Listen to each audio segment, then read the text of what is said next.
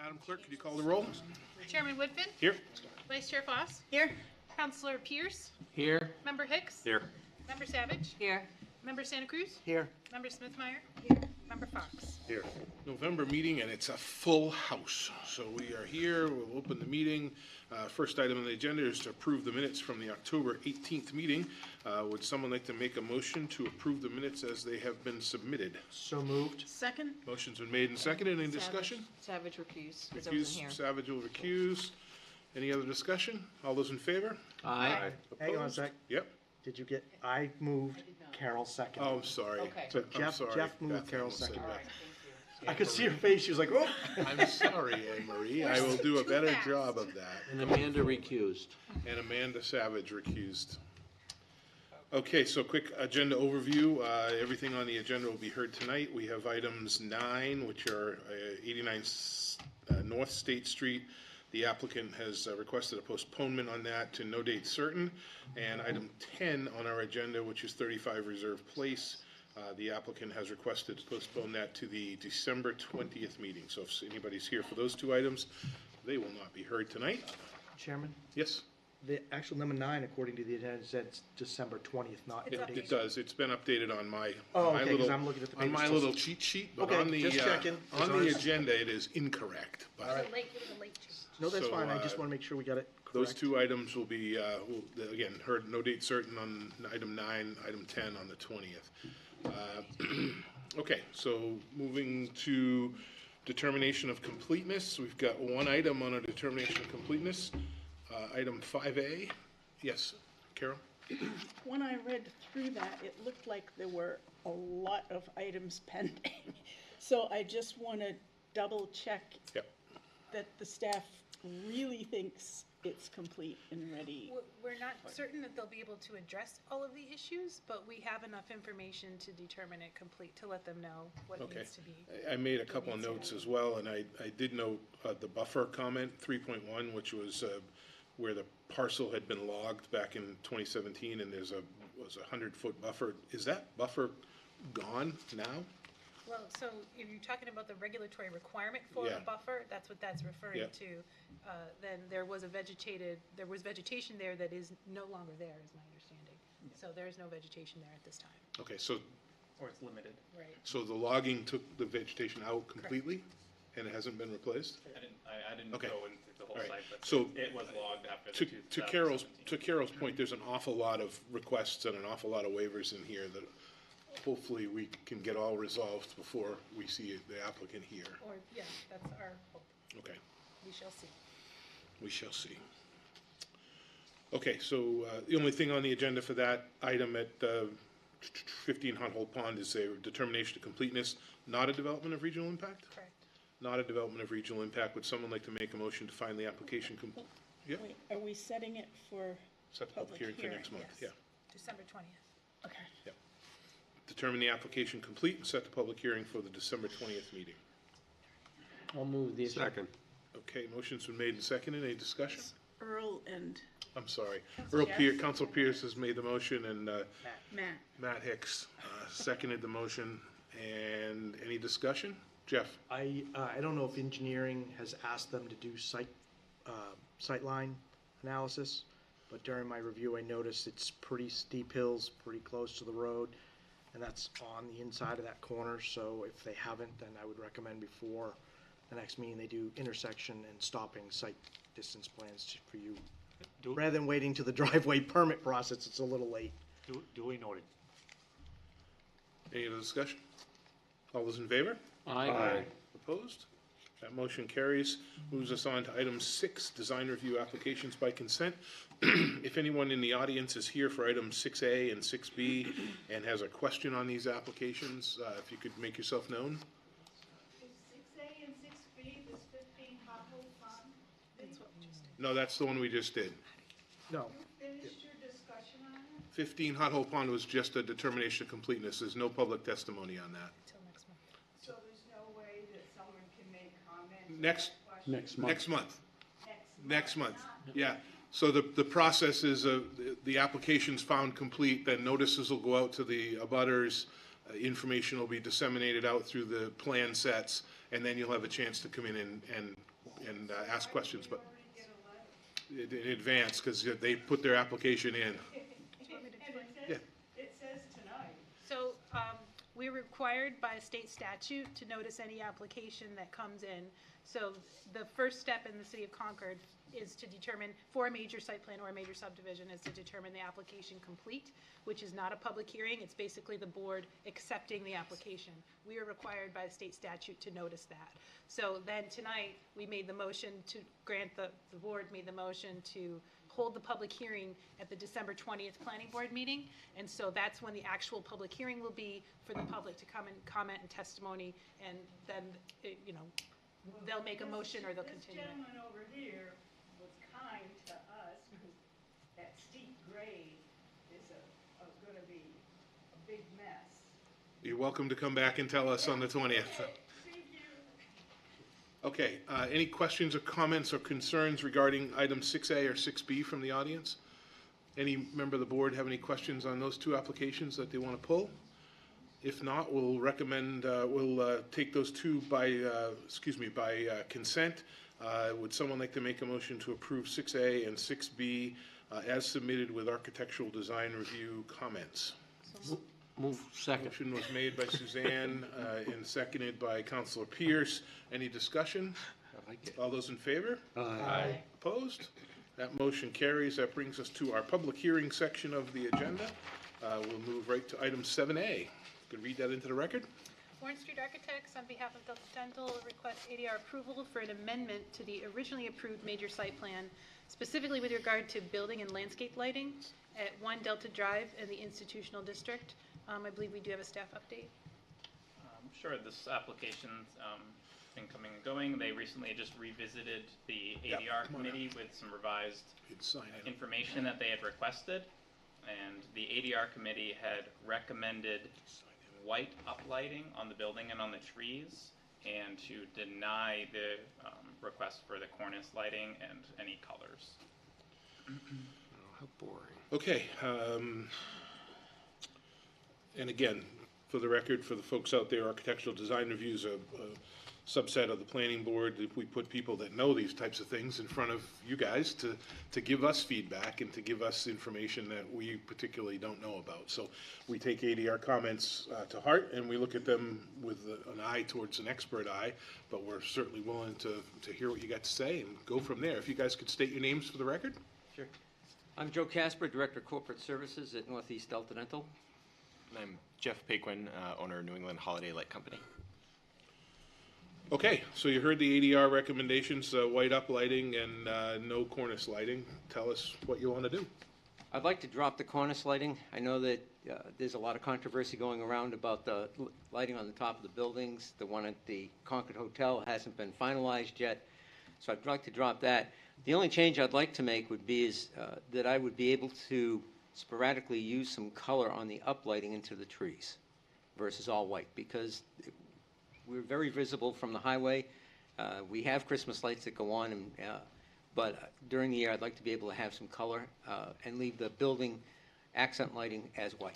So lots of discussion about this with the Concord Hotel, and we kind of came to a crossroads where we said we're okay with the changing of the color, provided it's changed and not cycle through. So it doesn't change repeatedly from red to green to blue within an hour or within 2 hours or within the day.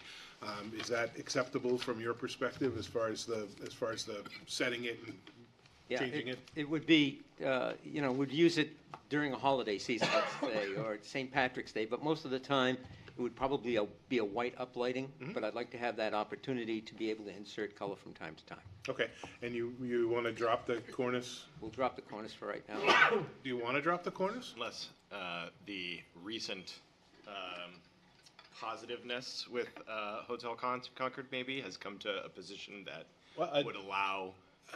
I don't want you to think you have to drop it, so I'd like, if you want to have it, we may tell you that we can't have it. It'd be nice, it would be nice to have it. I want to know what you want, and you tell us why you think it's right, and then we'll either dash those dreams or we'll move from there. We'll move on from there. But I don't want you to come in and say, oh, they're not going to do this. I want to hear why you want to have the cornice lighting. Initially, we wanted to be able to provide some light on the building, since it's coming especially from the north. Delta Dental, 1 Delta Drive is very visible. We have a lot of comments about the maple trees in the island, that they turn red during the fall. We've had people stop. We put up Christmas lights, the twinkle lights in the trees in the wintertime, so it provides a nice scene. I don't want to have anything be gaudy, certainly. We were looking at putting in cornice lighting around the roof line, just to accent the building. Okay, so one question on the cornice lighting, probably for you. Intensity as far as the brightness of the lights, as far as direct bulbs versus shaded bulbs, and then even if they're direct, can they be toned down so they're just a slight light? Yeah, so I think the overarching aesthetic of what is probably most known here with the Hotel Concord is that the light on the hotel actually emits, as you probably know, vertically against a curved and reflective material. So you're not actually seeing the light source, you're seeing the bounce, the effect, which is very dramatic. That's not a foot, that's probably 3 to 5 feet. The effect that this cornice lighting would provide would be a trim piece that is only 2 to 3 inches. It's an outward facing diode. It's not a bulb like you would normally see with Christmas lights, like traditional residential Christmas lights. The intensity is significantly less, and it's controllable. So it can be toned down to 10%, 30%, 50%, 75%, and can also certainly not do dramatic color changes, and could be set to a tone that stays static, non-color changing for a season. So we could celebrate St. Patty's Day, we can celebrate Pride Month, we can celebrate breast cancer awareness, or I mean, you change it every day. I just don't want it to be cycling and rotating and moving. No, that's pretty dramatic thing that does not have to happen. Good. Okay. Yeah. Okay. I think Jeff. Yeah, as far as the uplighting of the building, our regulations actually discourage that under section 2904. So, especially in an up pattern where you're looking at night sky issues, where you're illuminating the sky. You have enough of that in Concord? I'm a little concerned we start lighting trees, lighting I could comment buildings. to the Night Sky Initiative. Do we have any of the photos that? We have them in our packet. Right in front of you, you can click on the link. Here. So Here. continue, Jeff. Well, I was just gonna say, and so that is a big concern to me, especially, I went by tonight, Me too. You would what? and I go by every night. Yeah. And, I mean, the lighting is not a security feature. Anything they're proposing here, it's all visual for the building. Right. The building's pretty lit up now. Yeah. And so I'm concerned with the night sky and the whole up, and the fact that in our regulations, we already discourage lighting of the building, like. What about the trees? Does it It specifically call doesn't out really trees? specifically talk about the trees, but it does say that any lighting of the building should not cause sky glow, night glare upward, which, Transfers over to the tree. in my opinion, I agree. yes. It's Suzanne, no did you different have than we do something? cutoff fixtures for any parking lot lights. Yeah. For that same So hold reason. on just a sec. Well, tonight, the field was lit up, Yeah, which, with no one playing, yeah. but you could not light that building up more than what they had it tonight. They have a light over the door that says Delta Dental. They have parking lots, they have spotlights. I always thought the Christmas lights were great, but I was never supportive of the Hotel Concord with the uplighting, because all I can see is, when do you say no? I mean, that they've got the whole medical complex there. All those could have. It just seemed to be like, if you don't want gaudy, adding more is not going to make it better. Yep. Okay. But if you have to see it at night, because it was Oh, no, lit I've up seen like it. a Yeah, Christmas no, I've tree, seen it. yeah. Carol? I'd like to address the color issue. I mean, I agree with Jeff, the less lighting we can have in the city, the better, from an ecological perspective. Their location in particular is sensitive because a lot of migrating birds come in to Horseshoe Pond.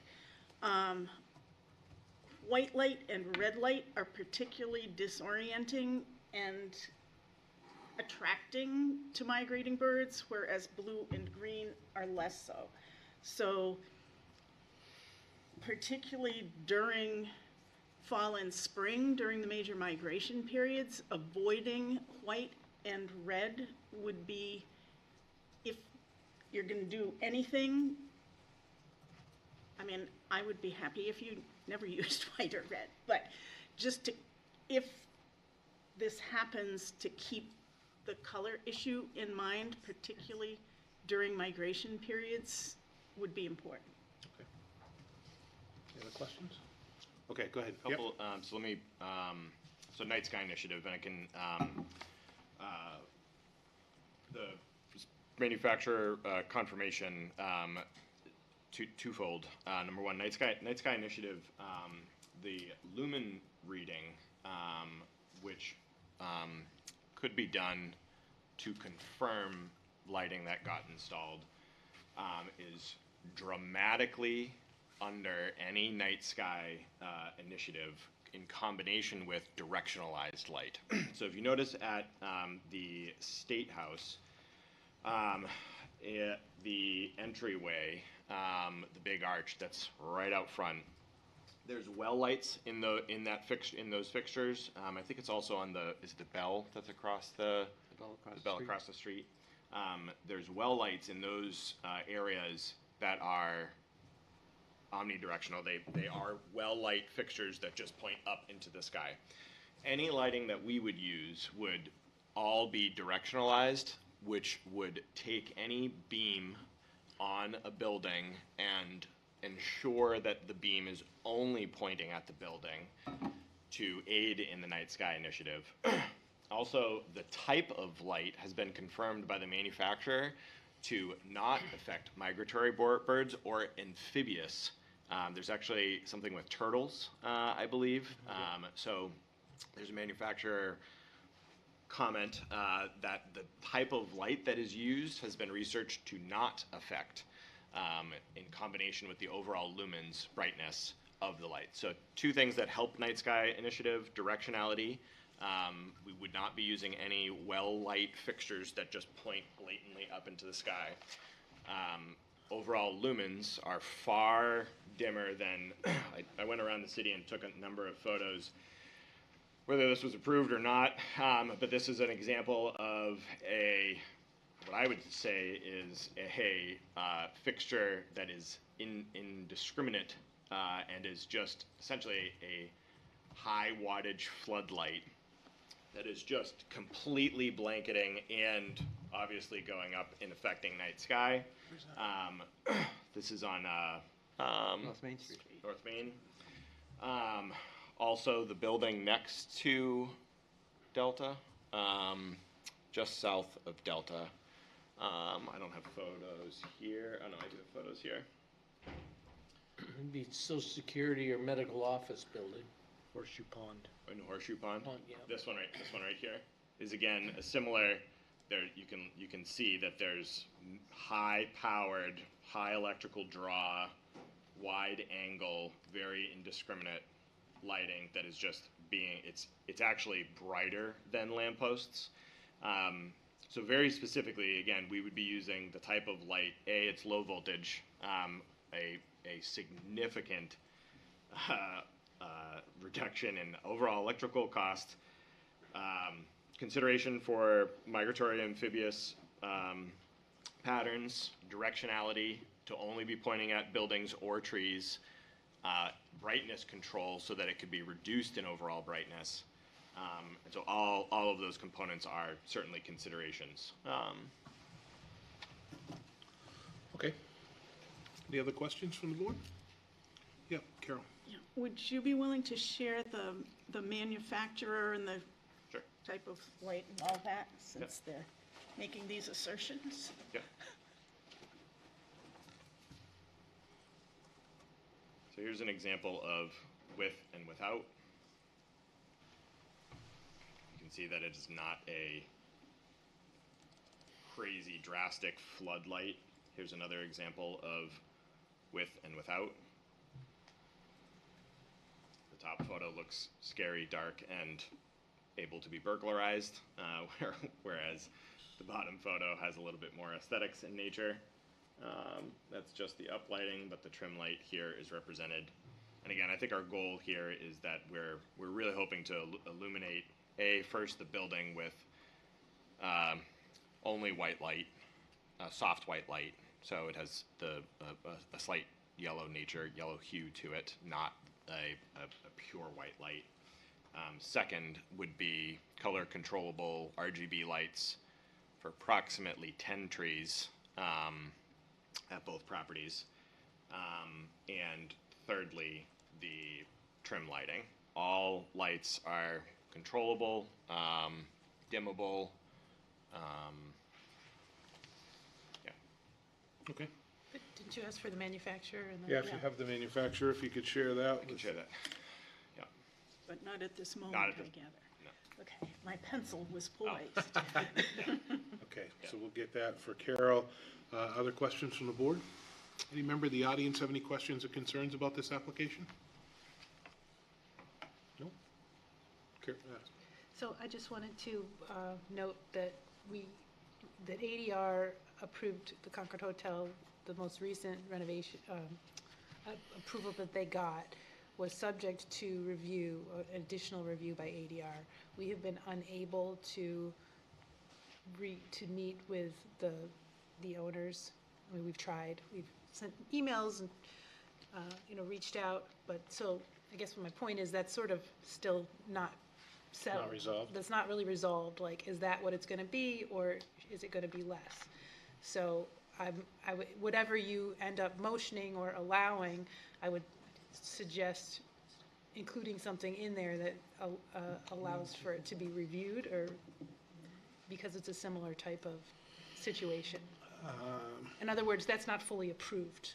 And so Yeah, but do we're we not- want to put something in here to allow us to sort of go back and say, we need a Well, I little don't want to give them less? approval or denial and then have it contingent on anything that might have. No, may or no, may I'm happen not with them. suggesting that. I'm suggesting that you include a condition some on your verbiage on approval our side. that allows you to go back and say, this didn't work out and we need it to be less, or Gotcha, something like okay, that. okay. And we'd be happy to, if that would be something, potentially a lumen reading would be a significant thing, I think. We've done this before in holiday lighting in general. Waterville Valley, for example, in the state of New Hampshire, had a significant concern that the town, being in the White Mountain National Forest, having dark sky initiative protocols, were super concerned about dark sky initiative and lumen rating. And the holiday lights that we provided, similar to the lighting that we're providing here, it was quite drastic when they found out how much the parking lot lights are the main factor. Sure. Far exceed any type of lighting that we would be providing. So it almost would be negligible, a lumen reading, but would be happy to actually provide lumen readings Okay. post installation, if that would be helpful. Okay, Suzanne? So why do they have the field lights on tonight? The field lights are on for, soccer just ended, so they used to have we have the Parks and Rec Commission schedule out our soccer field, and we just took down the nets. I'm about ready to shut those lights off because they won't go back on again, probably till next fall when it starts to get dark. They play from 5 to 7:30, maybe 8 o'clock, and so that would not go back on until the fall when it's needed again. I just haven't had a chance to shut them off, and I'll get that done tomorrow. So what is your real motivate, I mean, I get the lights on the trees at Christmas are lovely. Yep. But what is, I mean, you can't draw more attention to that building than there is now. It's like the only light in the dark. I mean, because I drove by tonight. You've been there at night? Oh, yeah, I went Yeah. tonight, and it was every single light that I thought could be on was on. The parking lot was very well lit. I don't know if the lights were on in the building, but your sign was on, and it was very visible. And my concern is, when does this end? Yeah. I'll certainly not be able to add any more lights, so I can tell you But after. I don't know if that's, if aesthetically, is that really what you're looking for? to It's a have combination of, cacophony yeah, of I different can let Joe colors? speak to kind of the intentions of it. I think it's a combination of aesthetics, it's a combination of safety and security. I know when I look at, I'll find the photo here again, when I look at a photo, and I've had both residential comment and town municipality, city comment, when buildings look dark compared to buildings that are, what in my opinion are appropriately lit, the actual danger, and there's statistics to back this up, to prove that buildings get burglarized, people feel unsafe, it's a more dangerous environment than when it is lit. It is lit, I mean, today it was, I'm assuming it's like that I every night. understand, and I'm gonna shut those, No, we're no, done with not soccer the field, playing. I'm talking about the actual building. The parking lot, it looked very safe and very well lit. It was not dark. And maybe the lights go off at 11, but I'm assuming they're on all night. Something's on all night. They go off at midnight, we turn them back on at 5 o'clock in the morning. Okay. So the back of this building here would be one area that I would call attention to. Which way did you drive by? From the highway? Yeah. So the backs of the buildings are very dark. So Well, I mean, but that's not landscape lighting, that's building lighting. I mean, that's a totally different thing than what you're talking about, is like multiple color lights on the trees. I think the primary thing, probably 80% of what we're talking about, is actually soft white aesthetic light on mostly the building and some color on trees. So the color is really more to celebrate, whether it's Pride Month, or I know Delta hosted an Alzheimer's, it was a Alzheimer's either organization, and there was a purple and white light is an Alzheimer's color. So there's certain things that you can do from a celebratory standpoint, I think, with color. And employees, at least, are not leaving via the highway. They're walking behind the building, near the building, at different entrances. And that's something that can both help that. I don't know if you want to speak to the. We have a 2-foot overhang on the building, so to put some accent lighting on the brick would just highlight it, and it wouldn't bounce up in the sky, because I've got that overhang. I think you've got a picture of that. And you don't think that light reflects off any of the windows or the Photo one. David, did you have a question? Well, I'm just, my question is more, so I'm clear. Are you adding more lights, or are we changing bulbs out that are too bright now to something less than what she saw tonight? Is that, I'm not clear on where you're Yeah, probably what is currently seen from a brightness standpoint is lampposts, parking lot lampposts. So from the highway, Right. I think what is mostly seen is parking lot lamppost lighting.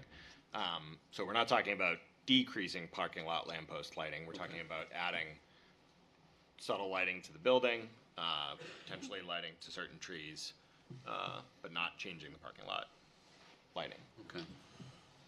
Okay, any other questions? I want to get going. Okay, I'm going to close the public hearing. Thank you very much for your testimony. Okay, Audience. I did that already. Yeah, I already asked. But thank you. Trying to keep you on your toes. Okay, other questions, comments, concerns from the board? Where's our flavor for either or both options? Do we want to look at them individually? Again, as the applicant had said, they'll drop the lighting on the cornice. Do we have any thoughts on that? Anybody want to see it? I cannot support,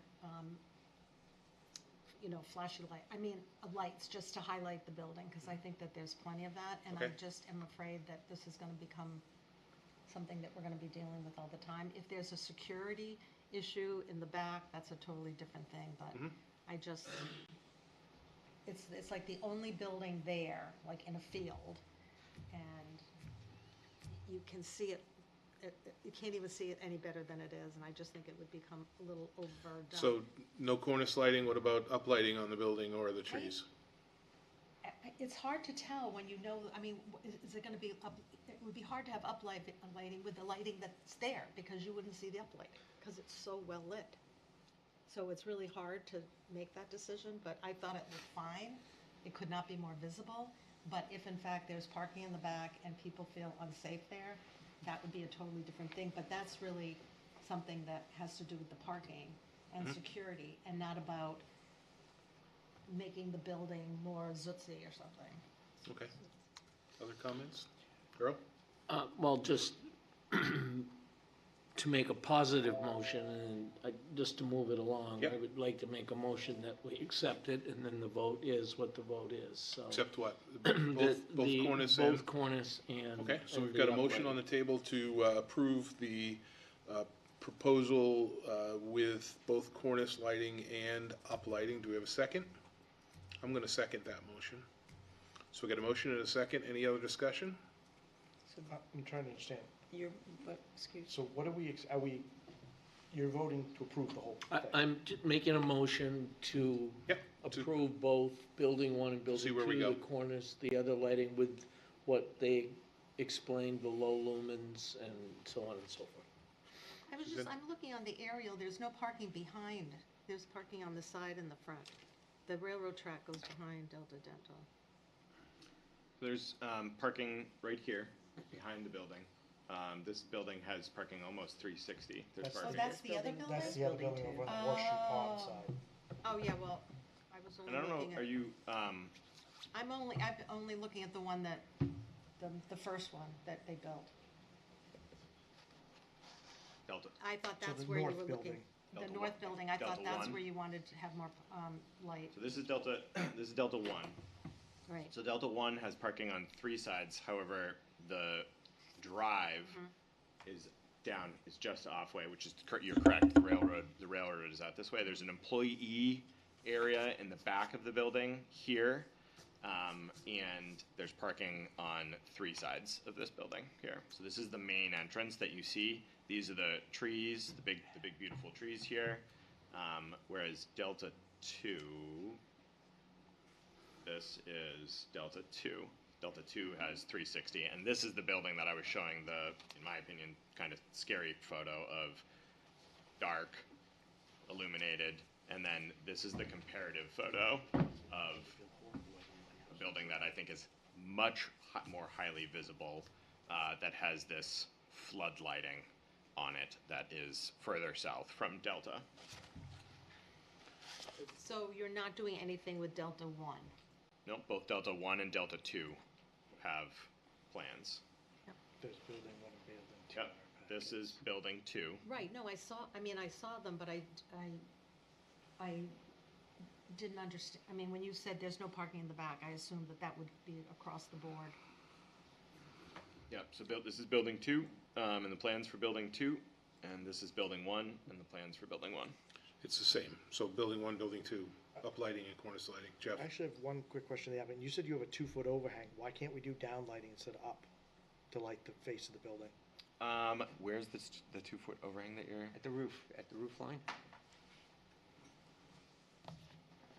I mean, why can't we do down instead of up?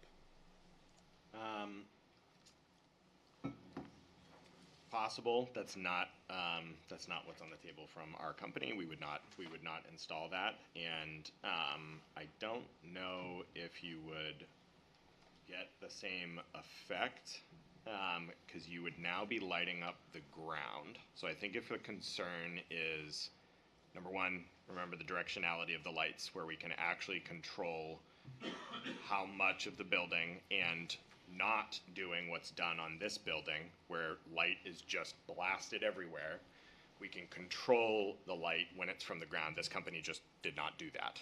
If the light is installed on the cornice, and there's no 2-foot cornice at Delta 2. No 2-foot cornice on Delta 2. So we would not be able to install that on Delta 2.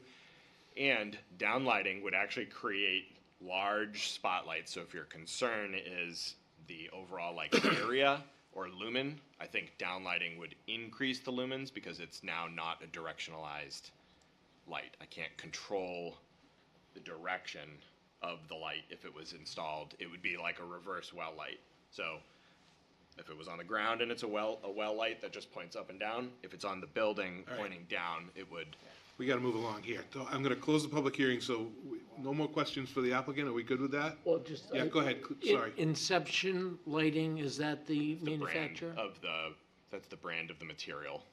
Right, so if that would answer Carol's question about asking questions regarding lumens and, That would give you no. okay, No. all right, thank you. Yeah. Does the comment about building 1, building 2 change your motion? No. Okay, it doesn't change my second. Any other discussion regarding that? I have Yes, I want to be, are we approving as submitted by the applicant? yes. Yes. Well, that doesn't include That was trees, red, blue, green on No, no, no. everything? trees I wanna be- and uplighting on trees. No. Because you're talking about buildings. We're talking about we're talking about colors, but being able to do colors, right, Earl? I don't wanna speak for you for your, Well, yeah, I mean, I thought that was, if we have to be specific, that they have the colors, they don't rotate, it's one color per day, that's what we've been talking about, right? right. And that's important to put in this? But what I mean, was I took ADR? that to be understood, White only, Right, for both the cornice and the uplighting. right? and no cornice. Right, Alec? Yeah, I think. We just you know, want a so- It's different clarification. from what It wasn't- ADR's recommendations Yeah, were, and obviously. If there was anything different, there was a lot of conversation tonight that was a little bit different than as submitted with the application, so I just Right. want to make sure that that's covered in your motion and we know what we're approving. Okay, so are we good? Everybody good? No? Well, Amanda? I mean, it just doesn't, as Alec was saying, it doesn't read as the applicant. So I think that it should be, you know, if what we're approving is cornice and be specific about the color, because ADR did not recommend, one, the cornice at all. And then two, if it's uplighting that you're also putting in there, just recall that to be specific about the color, because again, going back to ADR's, says to be white or soft white only. Right, but I so- think what I took Earl's comment to be was, I don't care what color it is. I don't care if it's purple, or if it's green, or if it's orange, or if it's white, but it doesn't change for the day. Yep. You know, for 10 hours or 12 hours, whatever it's on for the day, it doesn't change, doesn't rotate, doesn't flash, doesn't do any of that. So I'm inclined to say it's as the applicant submitted it, which is multicolor for Okay. both the cornice and the tree, or uplighting, sorry, the uplight. Right? Am I? Yeah. Okay. So again, we got a motion and a second. Any other discussion? All those in favor? Aye. Aye, Okay, so that motion fails. Do we have someone like to make a motion to do uplighting only, or any type of well lighting, or whatever you want to call it? The uplighting of both the trees and the cornice, and any capacity other than white, or with colors, or however you'd like. Real quick question. Yep.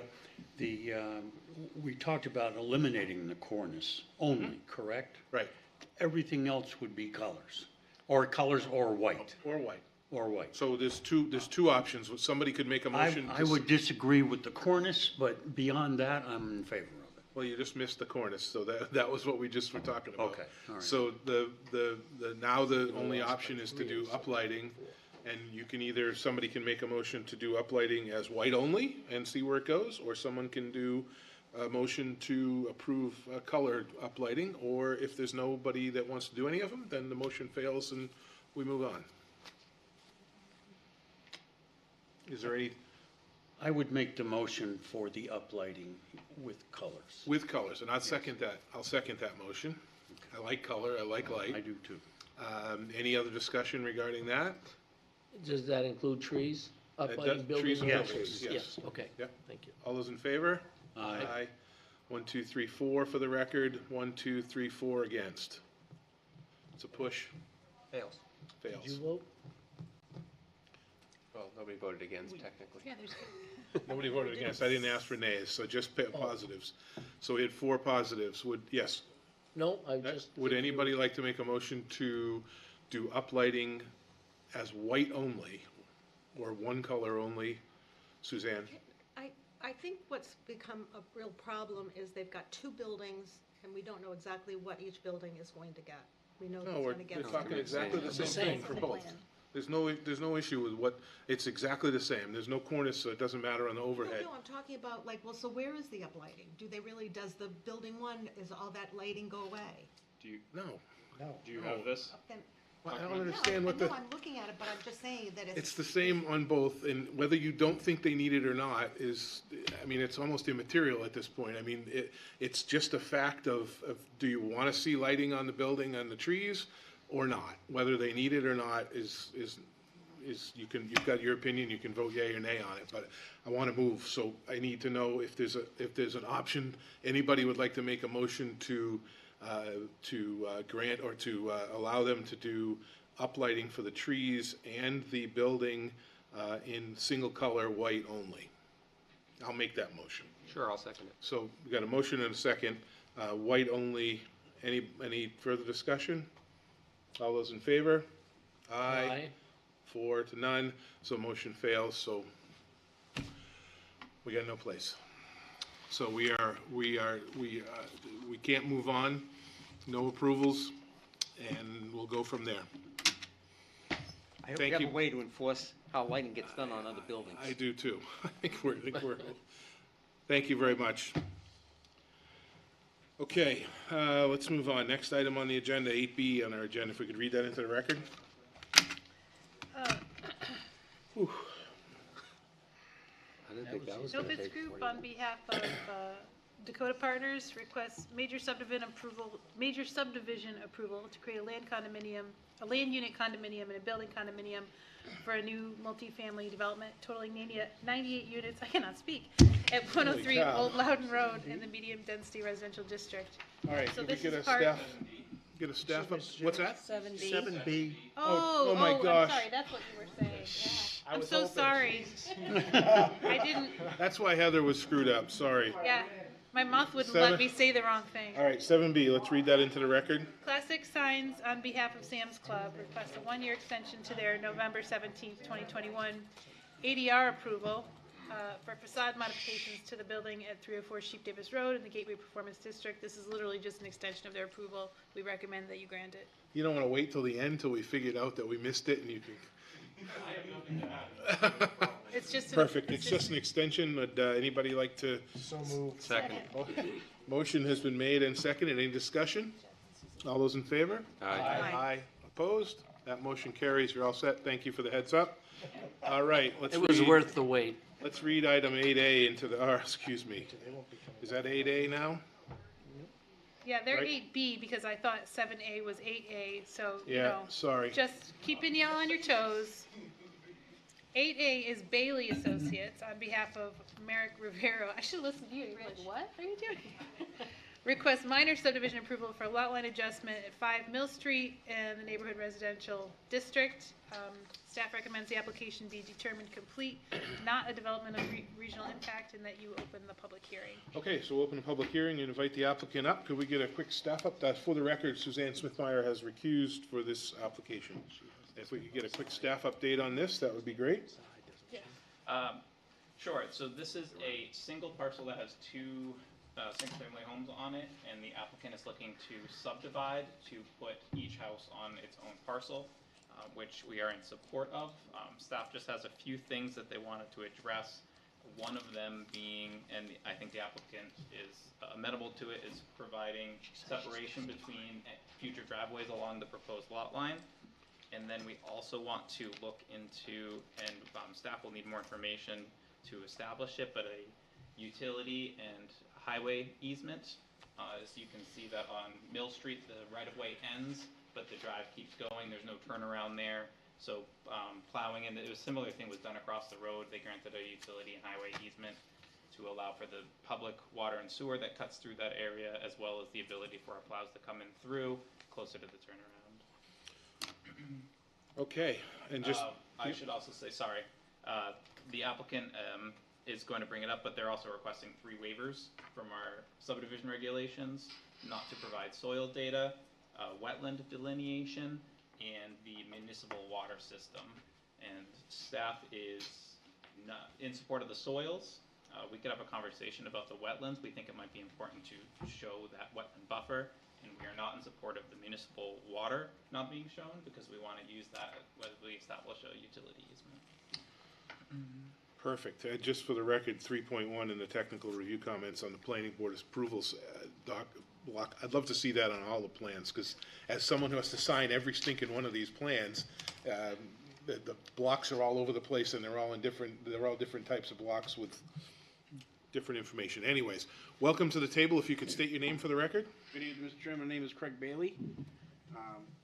Based on the staff report, I do have the updated plan set, based on the staff reports from Monday. Thank you. And here's a full-size for you, sir. Okay. I'll let you have the full size. I don't want to deal with that. As Alec did mention, this is located at 5 and 7 Mill Street. This is a single parcel of land with 2 primary residences on it. The landowner, Mr. Rivero, resides at 5 Mill Street, my mistake, and rents 7 Mill Street. The main impetus for the split of the parcel is actually to help him with financing and mortgages and insurance and all kinds of things. When you have 2 houses on one lot, it's difficult as the landowner. So that's kind of why after all these years, hundreds of years, literally, this lot's being considered for subdivision. And so, some of the challenges, of course, on this particular piece of land is the mill itself, the mill brook itself. This whole parcel, map 41Z, lot 37, and 414Z, lot 92, immediately to the north of the parcel, was all wholly contained as one mill family at one point. And this is an old cider mill that's located at 11 Mill Street.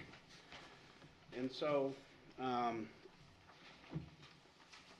the deeds are very, very old. The deeds read along the high water mark of the brook, because this was used for milling purposes. It's a very unique piece of land.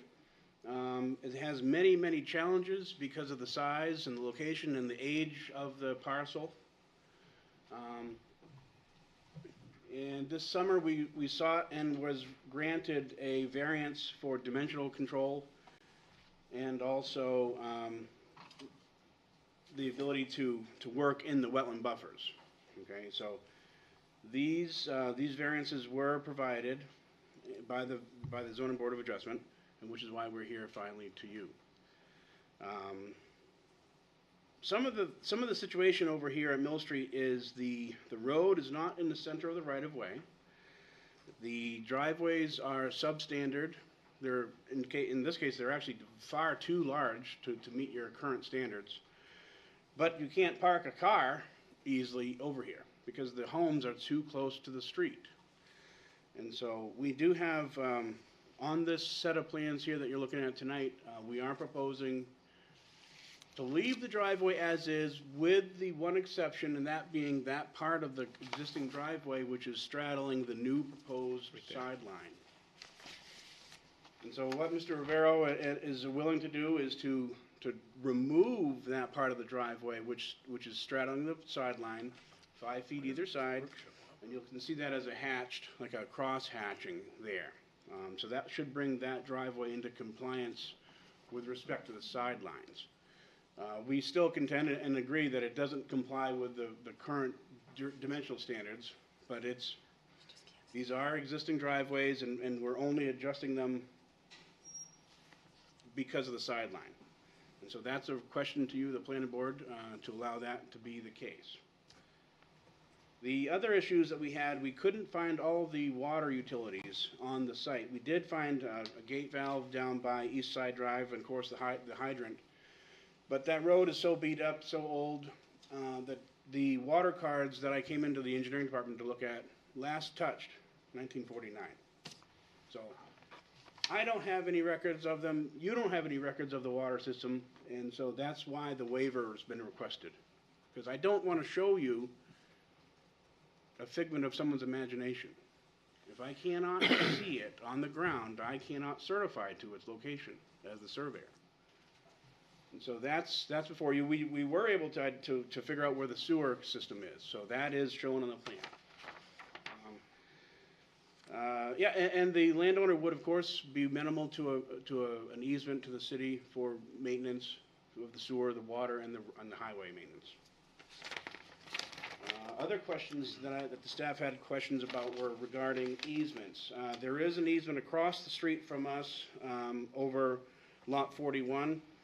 That easement was provided in 1995, 1994, granted to the city for water, sewer, and highway maintenance. And Mr. Rivero, he would be okay with that if you wanted to do similar near the 7 Mill Street lot. All right, we're of course in the flood zone. Part of the land is in the flood zone because of the brook.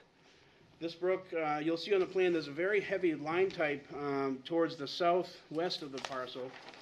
That is an ancient cut granite wall, effectively a sluiceway. Okay, again, this was all millwright stuff. And so that heavy wall, the heavy line type here is depicting a cut granite wall, beautiful. The land behind 7 Mill Street, that's the primary part of the flood zone, and you can see that on sheet 2, the topographic sheet. The sheet, of course, is very busy, but that's because there's so much going on in these tiny lots. Proposed coverage for both lots, for 7 Mill Street will be 14% coverage at the end, and 5 Mill Street, the proposed coverage will be 23%. These are both below the threshold. Let's see here. I think that hits most of the challenges that Alec and Peter were able to identify. Okay, Heather? I just want to provide some clarification. They did not get a variance for any work in the wetland buffer. The zoning administrator interpreted the building to be, it actually was incorrect. They should not have received the variance. It should have been a conditional use permit for disturbances in the buffer. So they would have had to provide you with the location of the buffer and show whatever impacts, since we're asking them to actually do work, I think it's relevant to know where that buffer is and what they're going to be doing in that area. The zoning administrator had interpreted that they were, that it was a building setback, which it's actually not. So it was similar to if you have a building in a setback, you can get a variance for having that building in the setback. But it was not intended to give them permission to do any work or provide any disturbance in the buffer, and I do think that they should be providing the wetland buffer. I also am asked, which it would involve delineating the wetlands to show you where the buffer is, because it's literally right there. And part of that conditional use permit would have been showing any remediation or other things that should occur, because that's all wetland buffer area that's disturbed. I would just ask Pete, what do you normally do when you don't have that information? So I'm clearly, when there's development, you don't just say, we don't know, and then just walk away from it. So what do you normally do? Actually, I've never encountered that. Well, Heather, to be clear, there was no development planned until Monday of this week. I'm not sure what you're referring to.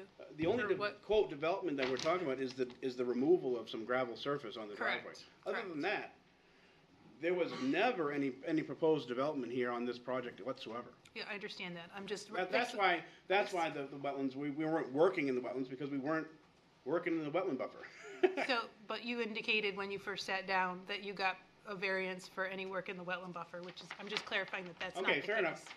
But also that if you had come for the conditional use permit, which I believe is what you should have done, you would have been required to provide that information. They gave us the variance. We have the. And since now you are going to need, in order to meet another zoning requirement, which is the 5-foot setback, you will be having to do something, and I have no idea where the wetland buffer is in relation to what you're going to be doing. Yeah, it seems a little odd. It's very odd.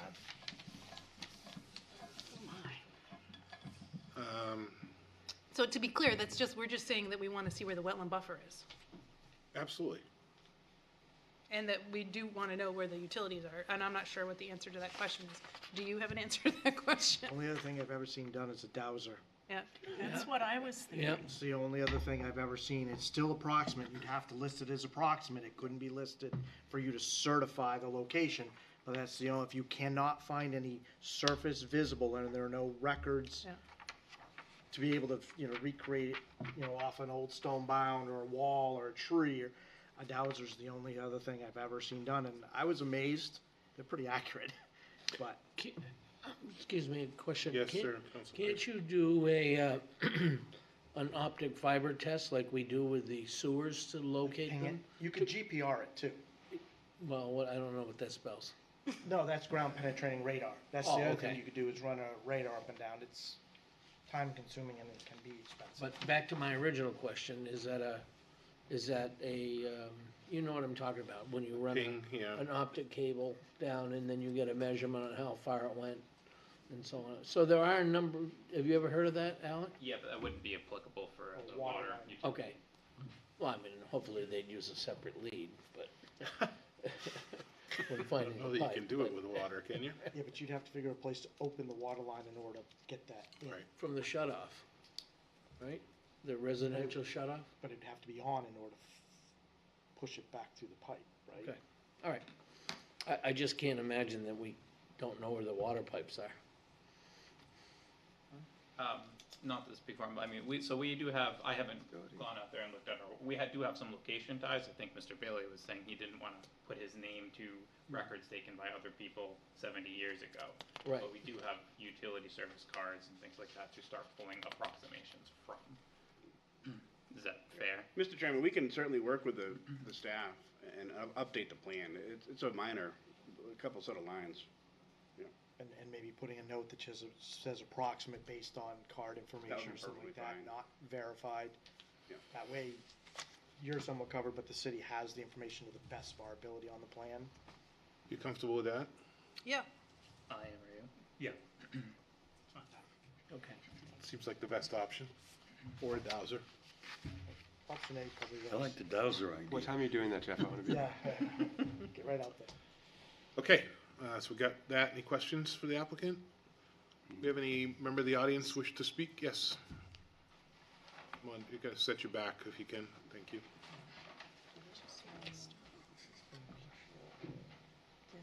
If she's in a butter, she has the right to speak.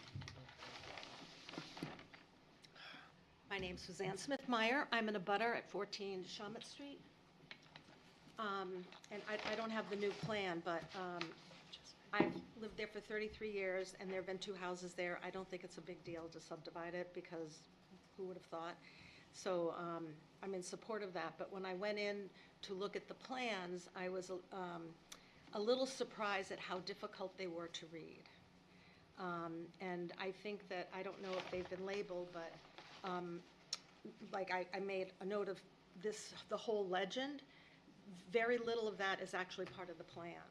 So I was just looking to see where my property line was, and it was not clear where the existing property lines are and what the proposed are.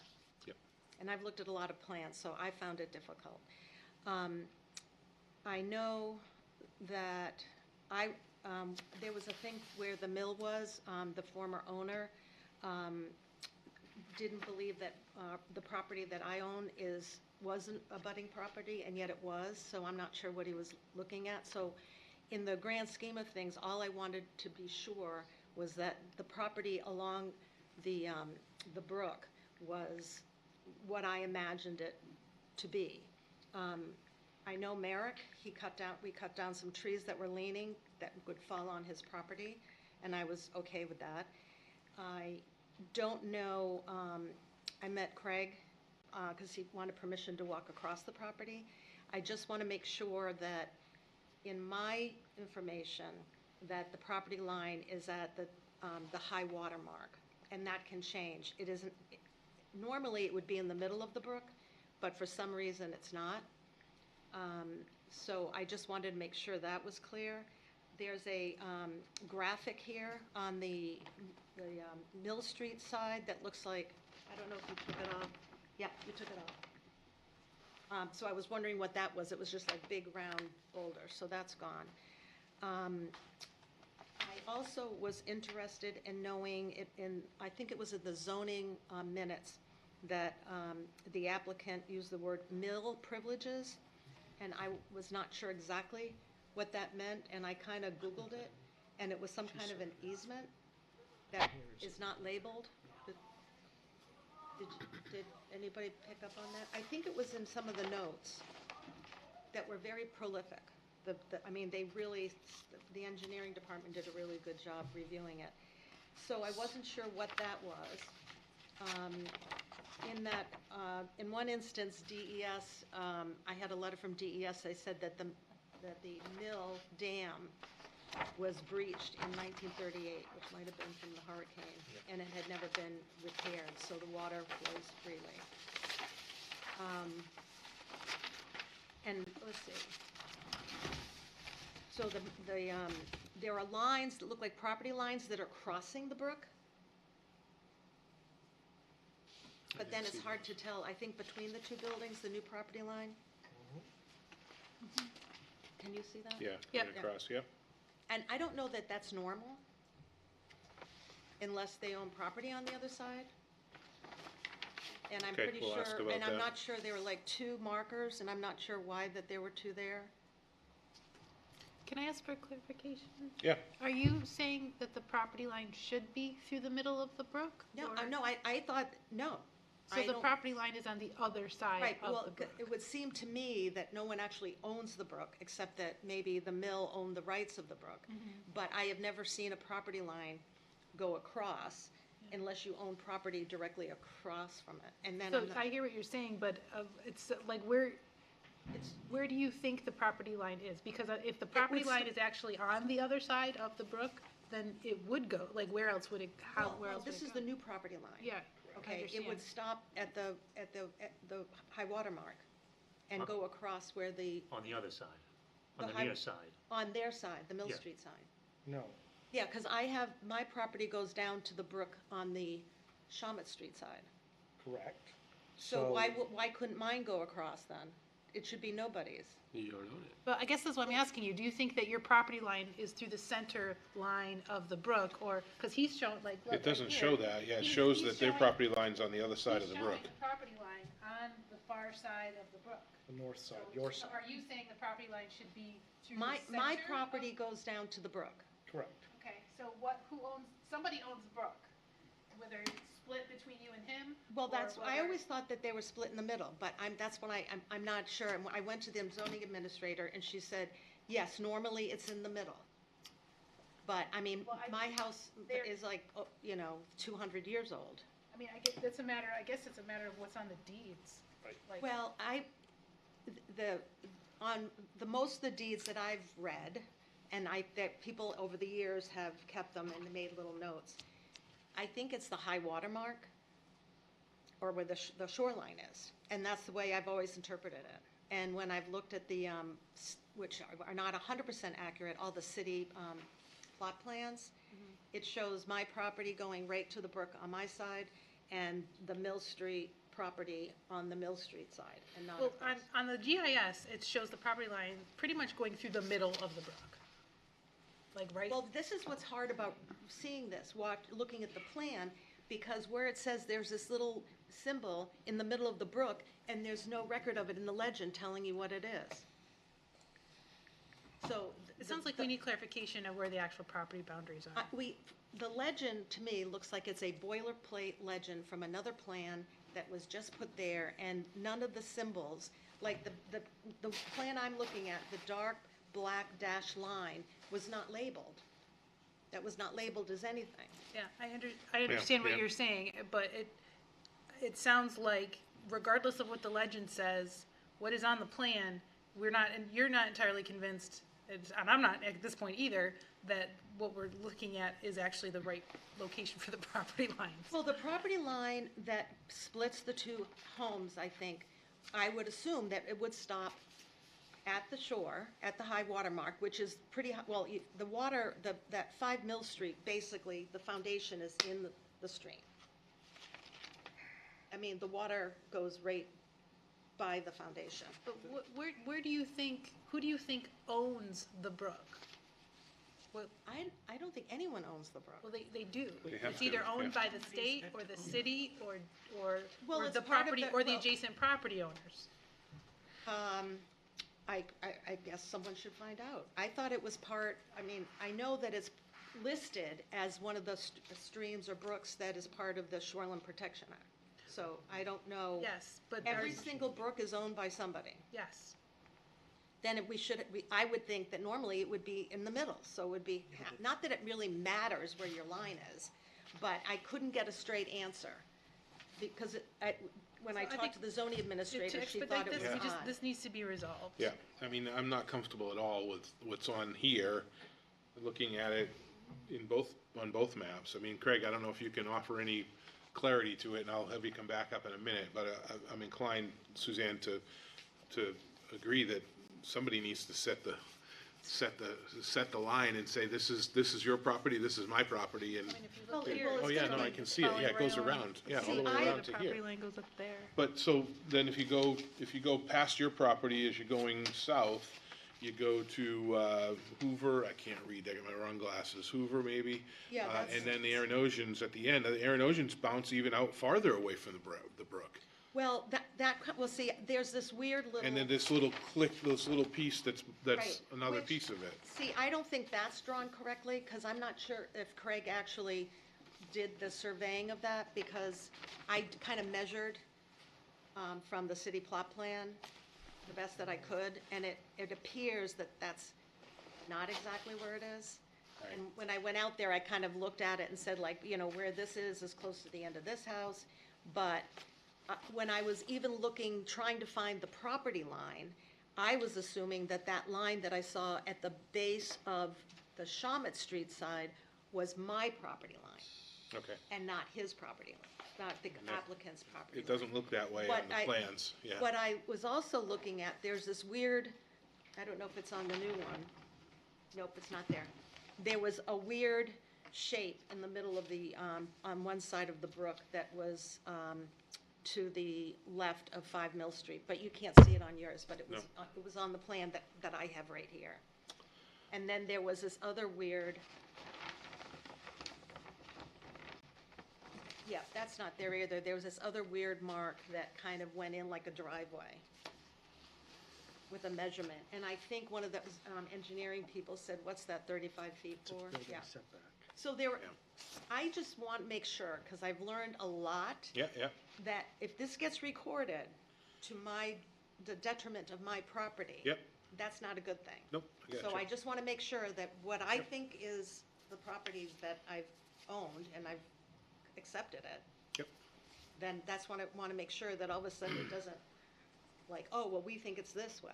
And I would have been happy, I mean, I would have thought that somebody might have called me and say, hey, we're doing this, we think that we own, half of your yard, which is not the case. But as I said, it was so hard to read this because nothing was on the legend. Gotcha, okay. Council Pierce. Thank you for appearing in front of us. Please be sure to sign in. Better. Please be sure to Good sign for in. you. Question, do you agree that the applicant and the staff need to work together to get this straightened out, and that we're not going to resolve anything here tonight? Yeah, well, and I think ultimately it can be resolved just by Okay. making sure that it's accurate. All right, thank you. Because there's no problem with the situation, like having it split, as far as I can see. But I don't want there to be confusion, which there has been in the past. You're on my property, or this is not your property, Right. or whatever, when in fact. Gotta have a hard record of it. And there's also very steep, like at the top of the slope, behind, along my property and right behind the Hoover's house, which there's a little sliver of land that's supposed to be mine, which, Yeah. whatever. It goes straight down. Okay, So it's a very steep embankment, which is hard to even survey, quite honestly. okay, other questions? Okay, thanks for your testimony. We'll have the applicant pop back up. Any other member of the audience have any questions or concerns? Nope, we'll have the applicant come back up. So obviously you heard some serious concerns from the butter and from the board on where exactly things lie, who owns what the property lines are. I don't know that we're at a point where we're comfortable making any decisions until we have a good, hard feeling of where things have been. Has this property been surveyed? This property's never been surveyed until this year. Yeah. It goes back to the King George, it's never been surveyed. Her lot's never been surveyed. Yeah. And so here we are, we are finally surveying it in 2023. We have benefit of the deeds, we have benefits of all the Bartlett surveys around the parcel. The deed is as clear as day, where it says along the western edge at the high water mark of the Mill Brook. So, Mr. Chairman, the reason why you have surveyors prepare these plans is because that's what we do. Yep. That's our job. Yep. And so, Mr. Rivero would, nor I, have no need to set the line where it doesn't belong, right? So, yes, the western edge of the parcel is along the western edge of the Mill Brook at the high water mark. And so, because that is the case, the proposed the new sideline between 5 and 7, of course, will stretch across the brook. So, we can table this if you want, but I don't think we need to. The applicant is certainly willing to meet with Suzanne on this, but the legend is a boilerplate legend. She's right. She is right, and I do try to put call outs on the new lines that we use on this case here. The center line of the brook has the arrowheads pointing downstream, and I thought that would be a commonsensical idea. Apparently not. So are there any pins here in this property at all? We have set no new pins. The back of the property at the Aronsian Oil Company, that marker was there. That's a 5-inch granite bound. None of the corner pins were found behind 5 Mill Street. The marker, the granite bound marker on the western side of the brook behind the 11 Mill Street, that's there. That's an existing bound. So isn't the bound at the corner of 11 Mill Street and 7 Mill Street. And none of the bounds in the right-of-way at the end of Mill Street right-of-way are there for obvious reasons. So there are some markers that need to be set for sure. We did find significant amounts of markers all over the place. I'm very confident on this. There will be no changes to the lot lines. Okay. Yes. So my suggestion would be that we just add a condition that we confirm with the city surveyor that the information provided supports the survey that he's done. Yeah. I mean, I don't see what else we could really do. Yeah, I don't either. So So, I mean, I don't, do you disagree, Pete? No, I agree. I think that we don't support the waivers except for the soils. We would like him to work with staff to provide what he can on the utilities. We would like him to provide the location of the wetland buffer, and I think we're in support of approval subject to the city surveyor documenting those things. Okay, Alec, can you or somebody get me precedent or subsequent conditions on that while we talk through a couple other things? Questions from the board? Carol? Yeah, I have a question about the wetland buffer. It seems to me there was a time when, did the Conservation Commission mark the edge of the wetland buffer? There was a time When we do conditional use permits for wetland buffers, when there's disturbance of wetland buffers, one of the requirements is that they put, they are, what are they called? You know, little, yeah. tags, and to Yeah. mark the edge of the wetland Okay. buffer. But So, this isn't a case where that would be applicable. no, I think it would have been, but they're, but they didn't get a conditional use permit, Right. so, yes. Okay. Not that I should be calling on you, Matt's asking you to speak. Matt? Yeah, Heather could have talked. Thank you, Heather. My question is, are they disturbing it? Yeah, well, that's the question. Because if they're not, then why do they need a conditional use permit at all? Well, they are changing the driveway, they're taking out a Is it- section of the driveway. But is that within the, We we don't don't know know. what the buffer is? The we don't driveway know. is within the buffer, folks. Yeah. It's 17 feet off the edge of the brook, and you got a 50-foot wetland buffer. So there you go. It's in the buffer. So how do we No resolve the question issue? about it. We just didn't flag it with the wetland scientist, that's all. We didn't think we needed to. We weren't building anything, we weren't disturbing anything until very recently. That's why we didn't do this. Not because we're lazy or trying to be cheap. So the wetland buffer, if I'm looking at the right, goes to the middle of Mill Street. Wow. So if that's So the there's no case, way, it doesn't Yeah. really necessarily apply in this Doesn't situation. change anything. I mean, right, do we can really you, can need you them move that to, mouse right there?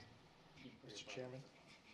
What? If I might, Yes, do we, if we all kind of agree the entire portion of the Property property is is wetland within the buffer. wetland buffer, do Yeah. we really need them to mark it in No. order to approve the minimal amount of work they're doing? I would say yes, because part of the purpose of these plans is for this information, so that we have this information. It's not just, you know, that's why it's a requirement in the submission. I can So it guarantee you would it will be- be useful in the future. But just so Okay. you know, the wetland buffer appears to be, based on my measurement, somewhere down here. So if you, on their property, they would basically be showing, this is all in the wetland buffer. I mean, I think that's valuable information to know. On sheet 2, folks, you'll see the shoreline buffer. So you'll see the 50-foot shoreline waterfront buffer which is 50 feet off the reference line. Okay, so the reference line is something that a surveyor identifies, not a wetland scientist. And in this case of the Mill Brook, the top of the bank is the edge of the jurisdictional wetland. So it's one and the same, folks.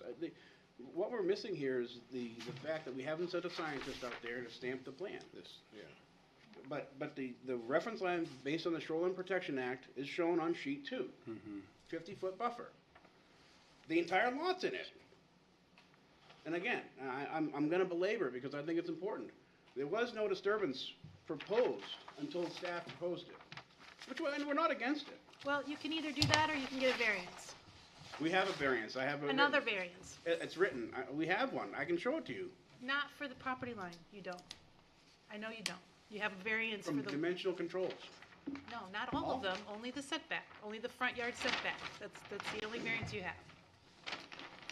Mr. Chairman, we can have this flagged and put the flag line on the plan, that's fine. I'm inclined to table it and let staff dig through, you know, dictate what's gonna happen, how it's gonna happen, is my thought process.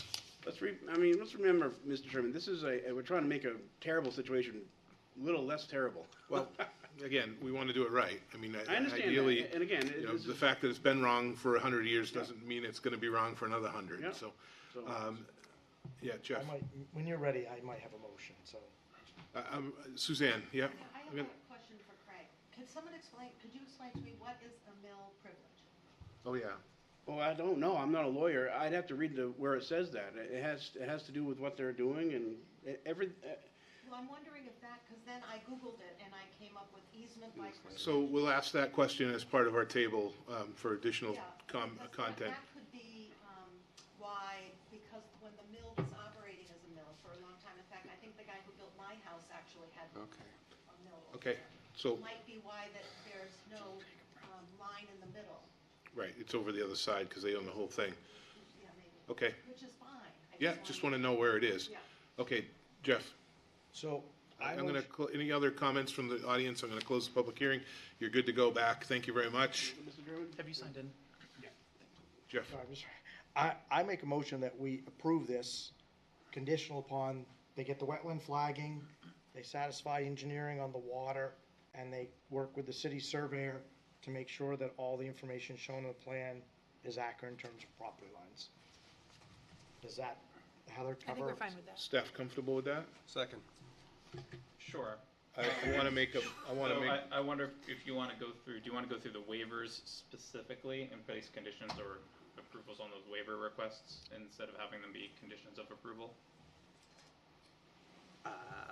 I'm gonna look to you and Heather, is that, I guess what we're saying is, you're basically saying, we so. support okay, the waiver for the soils, we Correct. deny the other two waivers, subject to the discussion at the planning board meeting, and then you grant the approval. subject to the city surveyor Right, verifying. Surveyor and engineering certifying. Yeah. Yes, And that's the what I would agree. water- I'm sorry. Well as the utilities as clearly as. That's part as of not, possible. that's, yes, correct, that's part of not That's why I say approving to the the waiver. satisfaction of engineering to the And best. for some clarification on what mill privileges are, and if it does have any bearing on this. Okay, You got that? You want that in the Yeah. condition? Yes, we Yeah, should, yeah. I do. And I'm amenable to that amendment by a motion. And clarification as to what mill privileges are and, sounds like you're I'll saying no. second this. I already Mill- seconded it. motion was made by Jeff and seconded by Matt. Any discussion? All those in favor? Aye. Opposed? Okay, that'll move us forward. Thank you very much. All right. Holy cow. What's going on? That's it for the night, right? We're done?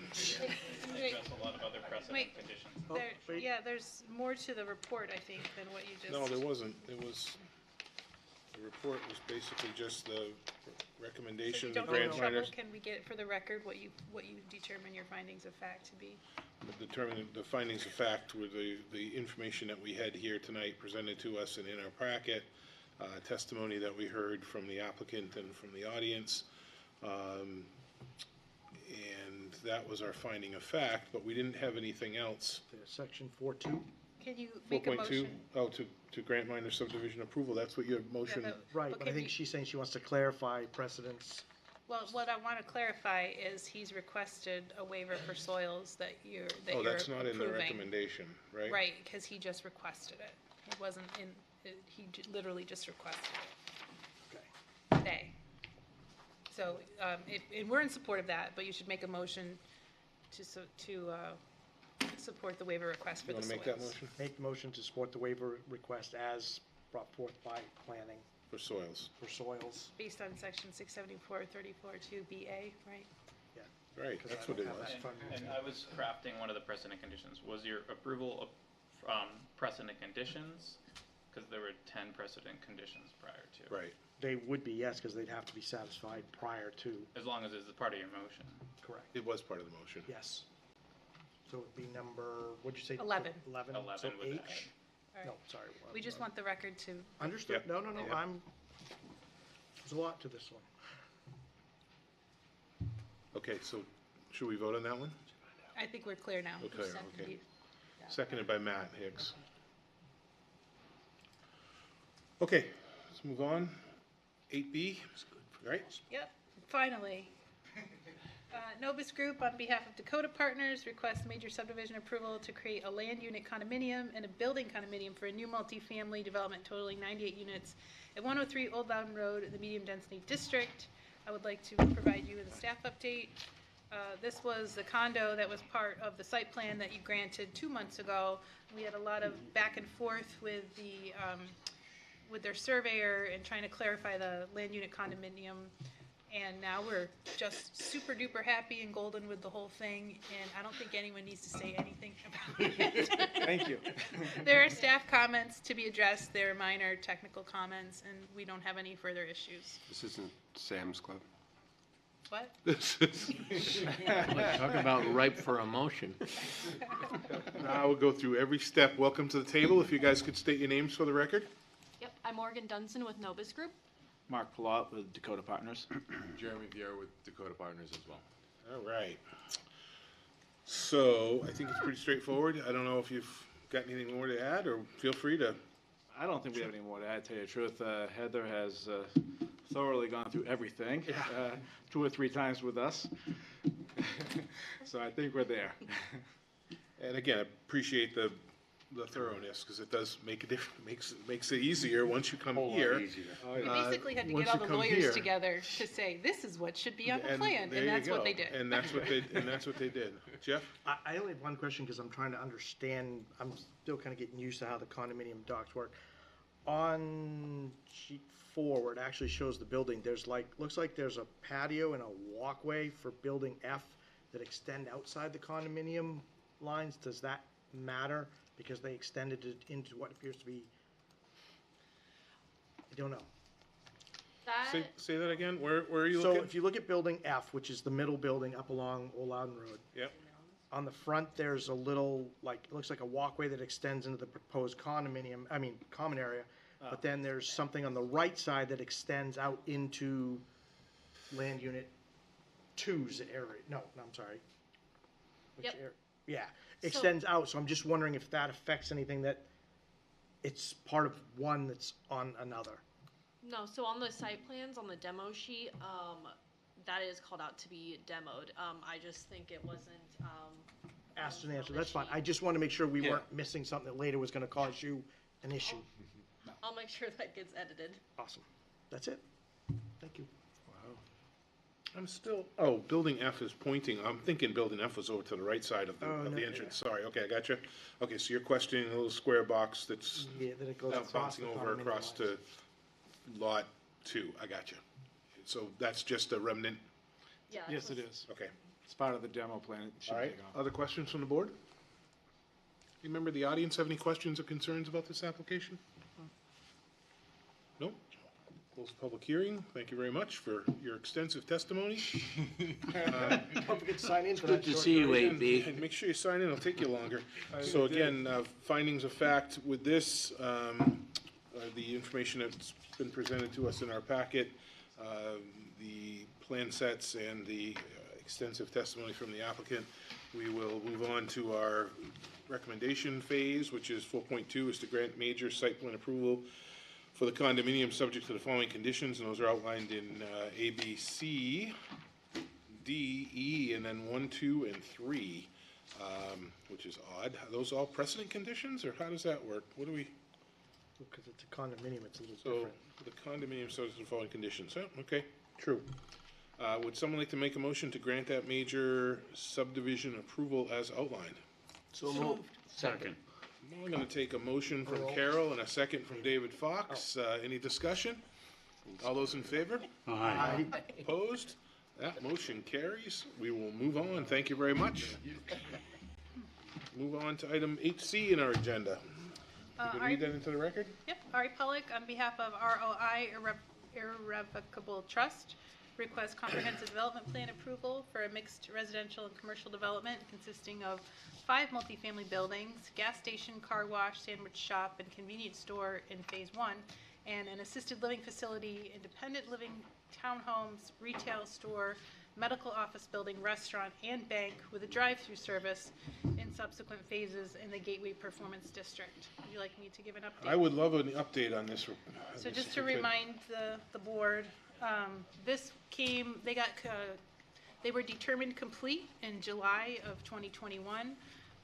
The public hearing was set to no date certain, so they didn't have a date to come back pending the results of the traffic study. They came back in February 2023 to give an update.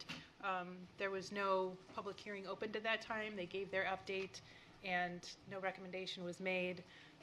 The traffic study was subsequently filed, and many of those issues were resolved with the review by VHB.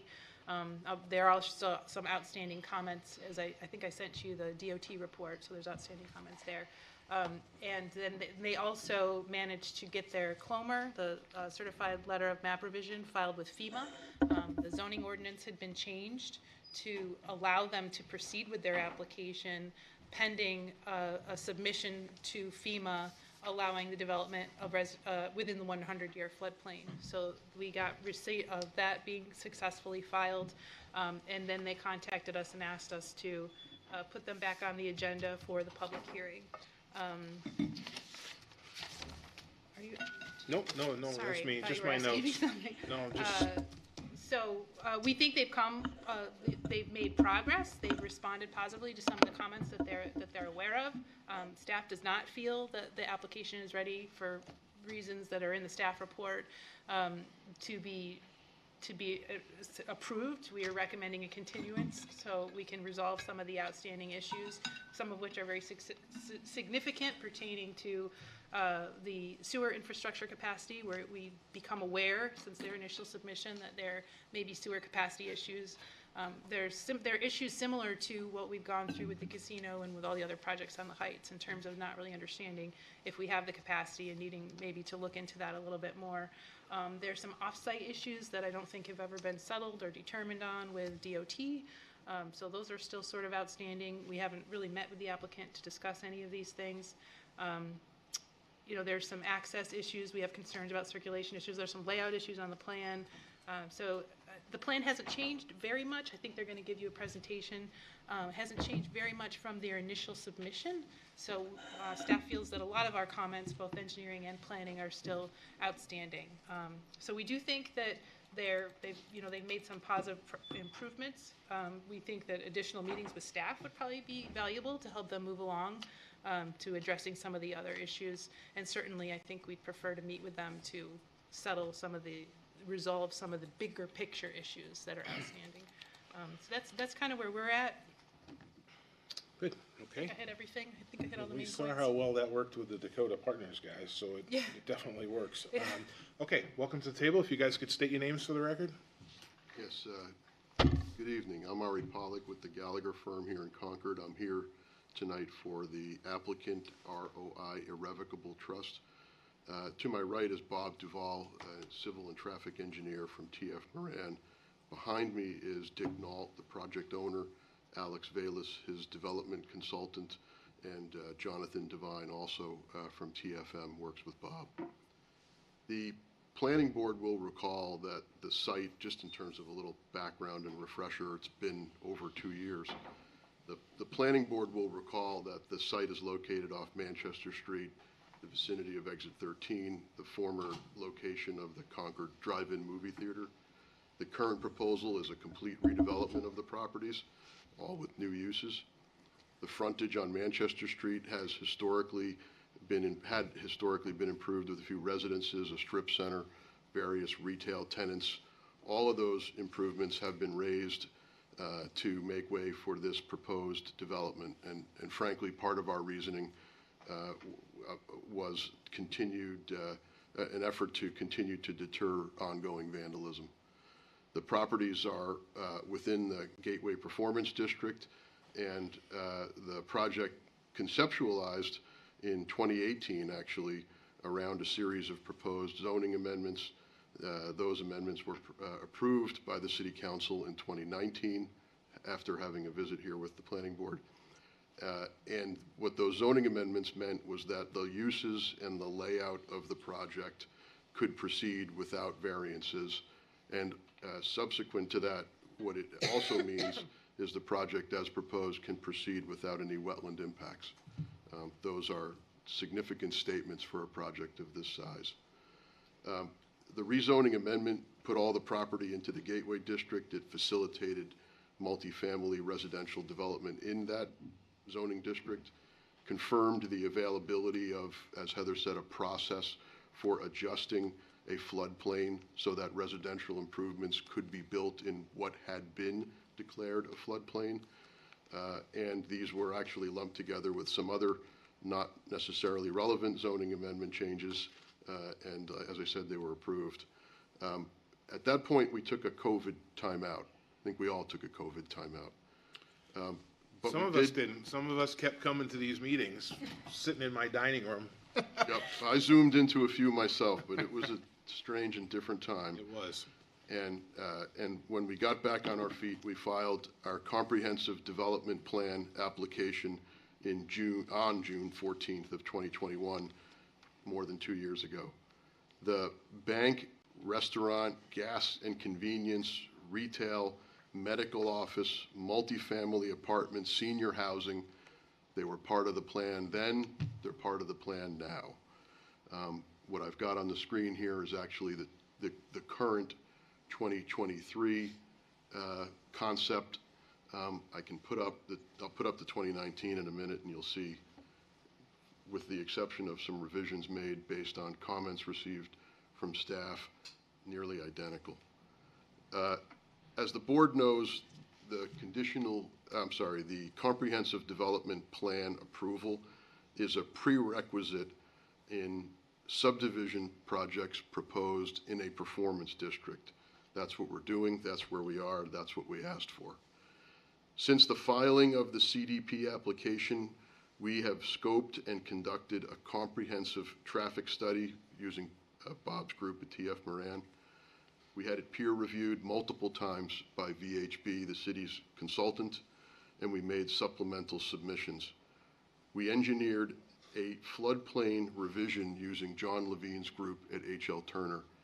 They are the local and frankly regional experts on this subject, and they performed a technical watershed and river bottom mapping exercise to be able to file what's called a CLOMAR, or conditional, what is it? Conditional letter of map revision. There you go. CLOMAR. Doesn't it sound easy? We also took a bit of a time out to clear what had become a very extensive and very violent homeless encampment down on the site. And I have to recognize the efforts of Concord PD to assist us there. Truly appreciated. We also designed a desirable Riverwalk trail amenity. It's been a long-standing goal of the city, of multiple volunteer groups to connect up as many properties as possible, and we have put our foot forward to do our part, and I'll have more about that. And then, of course, on the business side of things, we spent a whole bunch of time marketing these opportunities, talking to development partners, some of whom are here tonight, many of whom are under agreement. These are not speculative uses. These are uses with real people and real dollars behind these uses, anxious to get in the ground. And we kept all these balls in the air for over 2 years while we worked with city staff on multiple comment memos. We actually were asking to come in September. That didn't happen because of notice and publication of meeting issues. Okay, we asked to come in October, and we were told there were staff comments that had not been responded to. Okay, we responded to those comments actually before the October meeting on October 12th with a memo that addressed planning comments and then a separate memo that addressed engineering comments, and we got our response Monday, this past Monday. So I don't know how much we could reasonably be expected to respond to in 48 hours, but we've done our darndest, and I'm going to explain what we've done. Staff, you heard, is recommending deferral. I actually got an email yesterday that suggested they might recommend denial. I guess it's deferral. Denial would be unfathomable to me. I can't understand how an applicant who's invested 2 years' worth of resources, money, consultants, CLOMARs, whatever that stood for, could be told, go away, start over. We don't want you. We don't want your project. It's crazy to even think that. We're ready for a conditional CDP approval, and let me please take a few minutes to tell you why. The CDP is a master planning tool for a multi-lot, mixed-use, common scheme of development. It's the Concord Big Projects development tool. It's a 10,000-foot view of what are you doing, what's going to be there, what are the uses, what will it look like. The CDP only leads to other applications. It will allow us to move forward with subdivisions and site plans. It doesn't allow us to build anything. Can't pull a building permit on a CDP. All we can do is come back here and file more applications and talk to you about more details. The standards for the CDP are summarized in 4 sentences. I'll give you the site, those scoring at home. 2894E4 of the ordinance. That subsection talks about setbacks, lot coverage, buffers, driveways, the supplemental use standards in Article 5. In other words, it talks about the commonalities and layout of development, and that the board is to do an overview, a flyby, to make sure there aren't any obvious flaws in the proposal before the typical subdivision and site plan applications roll off. if the CDP was interpreted as being a site plan, or that level of detail was required, it would be entirely redundant. There'd be absolutely no difference. And honestly, that's where we feel we've been directed.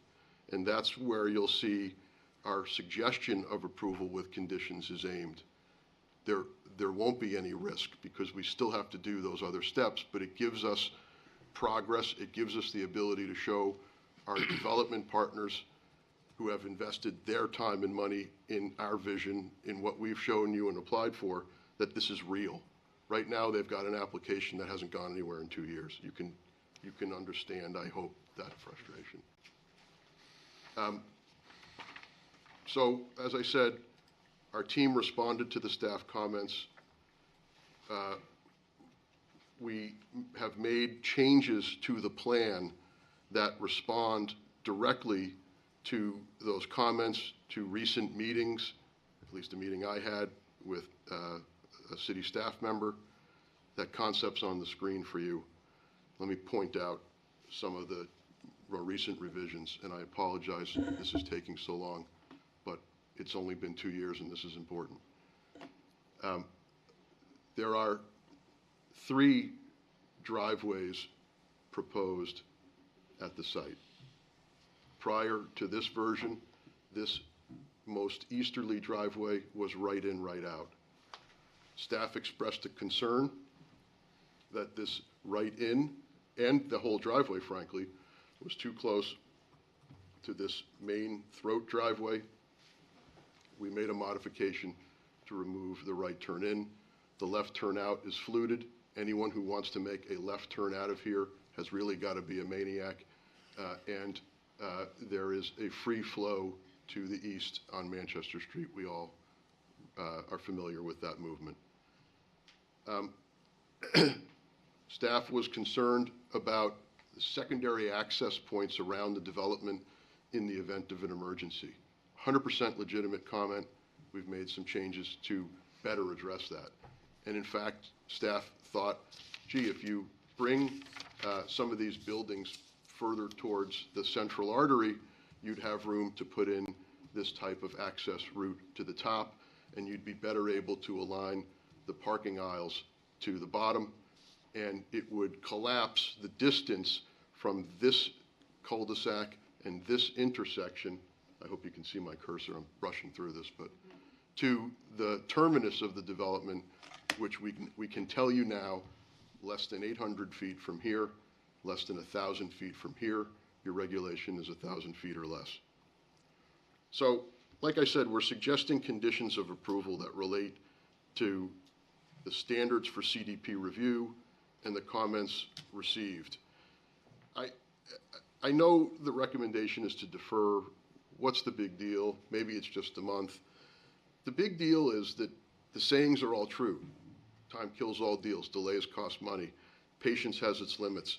They all mean the same thing. You have to burn more time, and we don't have much left. And we think we're ready to clear what is a preliminary hurdle. To bridge the gap, we've come to you tonight with what we think is a list of pretty sensible conditions. I want to ask for your indulgence one more time and run through them as I ask Bob to please hand them around. If they're acted on tonight, great. If they're not, they're in your file for next time. First and foremost, I mentioned the driveways. There are 4 driveways there now. They are full service, unrestricted driveways. Just give them to David and he'll pass them along. Thank you. Thank you for that. We're proposing 3 driveways where there are now 4. Each of them would have a turning restriction. None of them would be the unrestricted do-what-you-want driveway that's there now. VHB peer reviewed this layout for the city. There were comments about how those restrictions ought to be applied, but there was no comment to eliminate any of those 3. Staff is now recommending the elimination of 2 of those and leaving us with just the one in the middle. To us, dropping from 4 to 1 is just night and day from the existing condition and unworkable from a retail and commercial strip perspective. I don't know any commercial user that would occupy, let me indulge 1 minute and go back to this concept. I don't know any commercial user that would be interested in this pad or this pad that would not want the convenience and connectivity of a driveway on Manchester Street. The staff suggestion is to keep this driveway and come and go at a Black Hill Roads intersection, leaving this building intended to be a bank, under agreement to be a bank, with no front door. Nobody goes to a bank they can't get to. Development of the secondary access routes, as I mentioned before. Let me go back to my list, I'm sorry. Here, number 2. I explained how it gets us to distances of less than 1,000 feet. There was a comment in the staff reports, and this was a repeat comment, we've heard it before, we just simply hadn't gotten to the obvious solution, that the trail that we were providing, this Greenway trail, we were providing a parking area that was head-in, which meant that those who parked there would have to back out into Black Hill Road. So that creates a safety concern, so we made the parking there parallel. And I will tell you, we didn't come up with that all on our own. It's mentioned in the engineering memo as something that would address the issue. How do I get back into that other guy here? Let me see. Sorry, that's not it.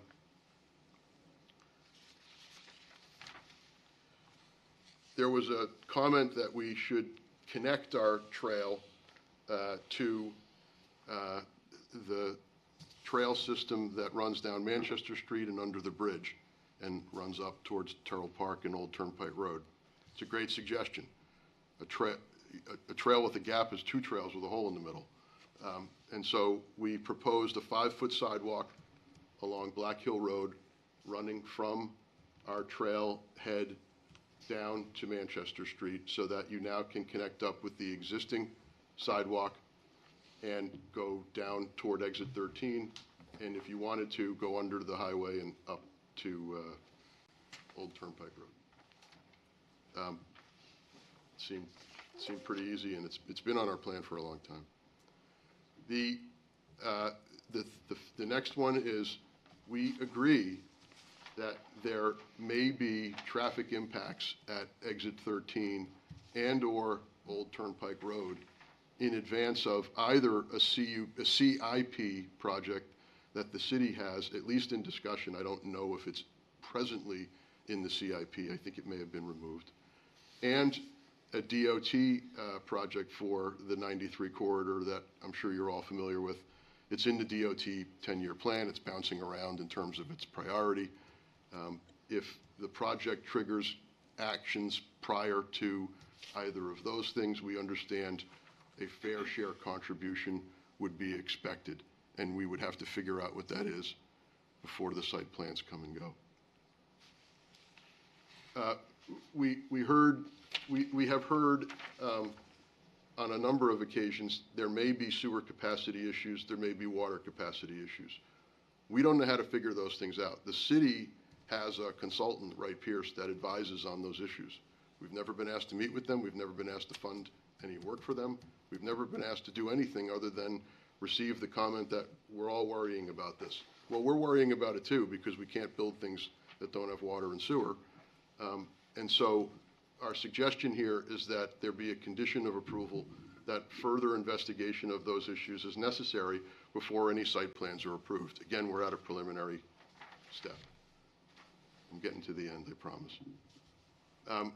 The 8th item, approval of the Clomar, now pending with FEMA, again, prior to the issuance of any building plans for the units that are affected by the floodplain issues. Those are the ones that are back behind. Let me see if I can, yep. Those are these units back here where the floodplain is an issue, where the elevations are lower. Those are the areas addressed by the Clomar application. They don't affect these frontage areas. There would be no reason to link those two together, but we do understand that they are an issue for construction in the rear. You get approved to build the elevation changes, and then you get confirmed before you occupy that you've done it according to the approval. Staff made a comment that we should emphasize the Black Hill Road entrance at the signal that DOT has constructed there. Great idea. And that we should de-emphasize the use of driveways 1, 2, or 3, however many there may be. We'd love to do that. What we thought we would do is put up some signage on Unit 1 where the bank is to be located, right over here. That's a marker for a sign. And we've put into our transactional documents with the bank that they would allow us to have an easement for a monument sign that would advertise for the development as a whole. That's an off-premises sign benefiting more than just this lot, and so you may recall that that requires zoning relief. We would go ask for it, and frankly, we would hope that the planning board or planning staff would support that request because it would help alleviate some of the driveway and traffic concerns. No issue there. We want that. And then lastly, the applicant is proposing to construct and dedicate for public use a Riverwalk trail along the Merrimack, which frankly would activate the river. Right now it's active with homeless encampments. That is not part of the master plan. What would I think please everyone is to activate that in a safe and recreational manner, and we are proposing a 10-foot wide stone dust Riverwalk trail. Why is it 10 feet? Why is it stone dust? Why isn't it 12 feet? Why isn't it paved?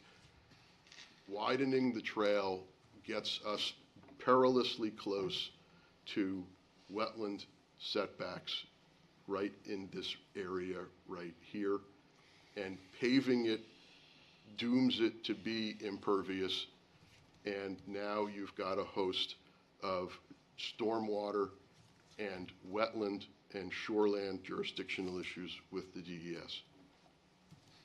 So under our theory, at least 10 feet's wide enough. Stone dust is compactable, can be ridden on with a bicycle, and would be a really great amenity for the city. The last one is, I think, fairly standard, which is subject to review and approval of other state permits that are relevant to the development, not the least of which would be alteration of terrain and stormwater management. So that's it. I know it's a mouthful.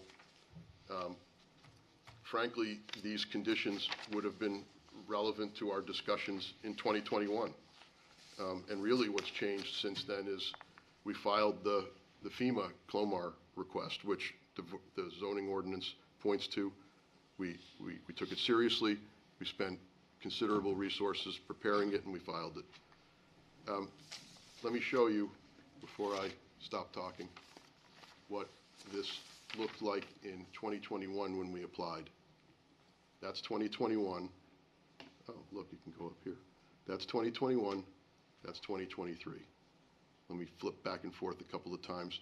The point that I'm trying to make is that with minor exceptions, these plans are very similar. And in 2023, some of the additions are to move buildings for the purpose of enhancing secondary access, which again is responsive to a city comment. Back here, the senior housing has taken on more of a village concept than was the case in 2021. I think maybe the COVID experiment has taught us that large community living buildings are not great ways to protect each other from each other. And this is more of a spread villagey concept. But I think you'll agree those concepts are quite similar. Whether you decide to approve with conditions or defer, I want to be clear about one thing. We're not playing games with the application review clock or the statutory review clock. It came to my attention that that was a concern. We're not saying approve or deny or we're going to sue. That to me is silly. This process has been cooperative from the beginning. It's taken, in my opinion, in our opinion, too long, but it's been cooperative and in good faith. And we're not playing games with the review clock. If the board believes that this application is not ready for a conditional approval, and we've tried to give you the tools to conclude that it is, but if the board believes that's simply not the case, we will grant the continuance that you believe is needed so that we could come back another time and finish up. We are not playing games with the review clock. We are not playing games with the review clock. That's great to hear. So thank you for, And if you thank you felt for that. that way, I'm sorry And I that think- you might have gathered that Right. impression, but I can assure you, we have never made that threat. No, no. I have never uttered no. those words. No. And I It have didn't- never done that in any community I've done No, business and in. it didn't, and none of that came from you, it came from us. It came Okay. from us looking at it I and can't help saying, that. oh my goodness, are we pushing up against the clock? You know, this is what we need to do if we're doing it, and the denial piece of it isn't, it wasn't anything more than, if presented, this is what needs to happen. So that's, if you're doing it the right way, which is, we want this project to move forward. And I told you, I think, when we were looking at the mall project, I'm sensitive to the fact that we want it to move forward, and we want it to move forward quickly. I want it to move forward correctly, and I want to make sure we're dotting i's and crossing t's. You saw how long we took to talk about about pin setting across a mill, or, you know, we want to fix mistakes that were made previously, and if there are no mistakes made previously, we want to make sure we're dotting i's and crossing t's. I want to be clear too. I don't want it to come across that this project was sitting on somebody's desk for 2 years on our side, on the city's, not on our side, but on the city's side. You know, we see these comprehensive development plans for these types of projects 2, 3, 4 times. I mean, Merchant's Way, or, you know, some of the other projects that we've seen. You saw, I think, probably last month when the project came in for Sewell's Falls and that extension up in that area. We'll see those projects 2 or 3 times, and feedback and information gets pushed through the process. The Dakota Partners people came in 2 or 3 times with theirs for the rail yard project. And the important piece of it is exactly what you said. This is a comprehensive development plan. It sets in wet concrete the ability for us to kind of say, this is the plan that we like, and if things need to move around a little bit here and move around a little bit there, then that process gets pushed through, and we move it through in that fashion. So we want to see the project go forward. We just want to make sure we're not crossing things off that need to be looked at stronger, whether it's DOT's comments, whether, you know, the sewer and the water pieces. I get that and I understand that, and at a certain point you kind of throw your hands up and say, look, I'm here to develop the project. I'm not here to figure out water mains and sewer lines that come up and down Manchester Street. I understand that, but again, from the city's perspective, and that's what we're looking at, we're kind of holding that line on the city's perspective. We need to look at it and make sure that if you build it, they will come because you've got accessible water and sewer, and not a problem that's going to cause, you know, delays that the city's going to then compound on top of it. So there's a lot going on. There's a lot to this project. I'm sensitive to road cuts. I've always been a proponent of less is more as far as the driveway cuts go. So I may disagree with you a little bit on driveway cuts, or be able to look at them a little differently. But I see what you're saying. Nobody's going to want to come to the bank, drive by the bank, not be able to get to it, swing around and come back in, unless there's other options or there's other ways to do it. So I appreciate that, and I want to be able to look at it in all of the capacity and figure out where we go. I want to take some questions from the board. I want to get some feedback from staff, because they heard some different things tonight.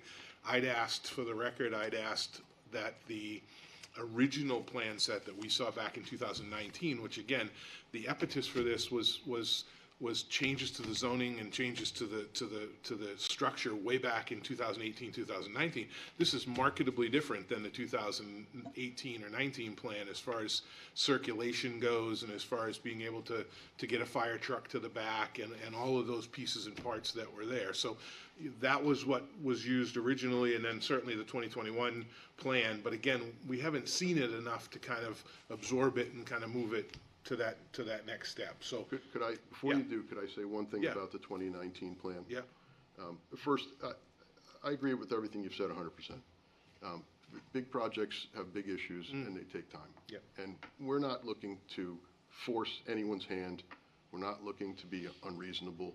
We're looking to develop a working relationship so we can deliver a project that I think everyone agrees is better than what's there now. Yeah.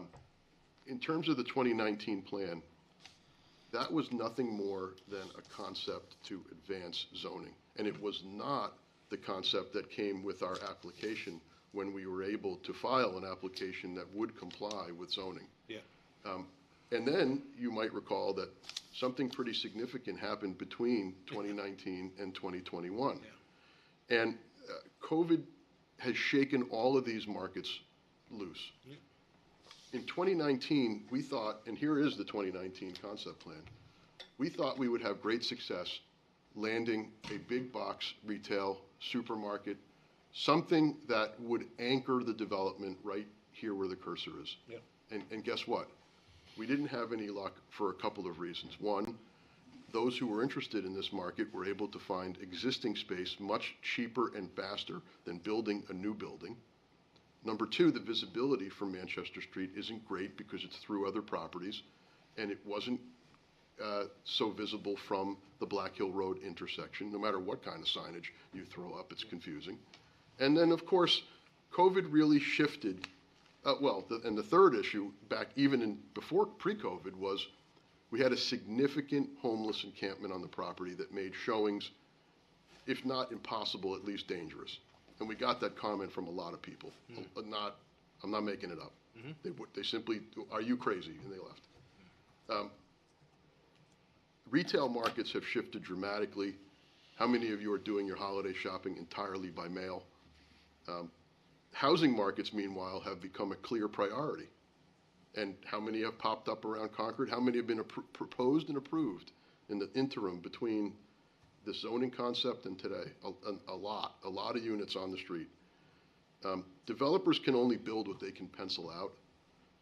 They don't build for the purpose of losing money or going bankrupt. It's not a good business model. And so there are reasons why this plan needed to evolve, but I do want to be clear that in terms of what was in front of you, now I've done it.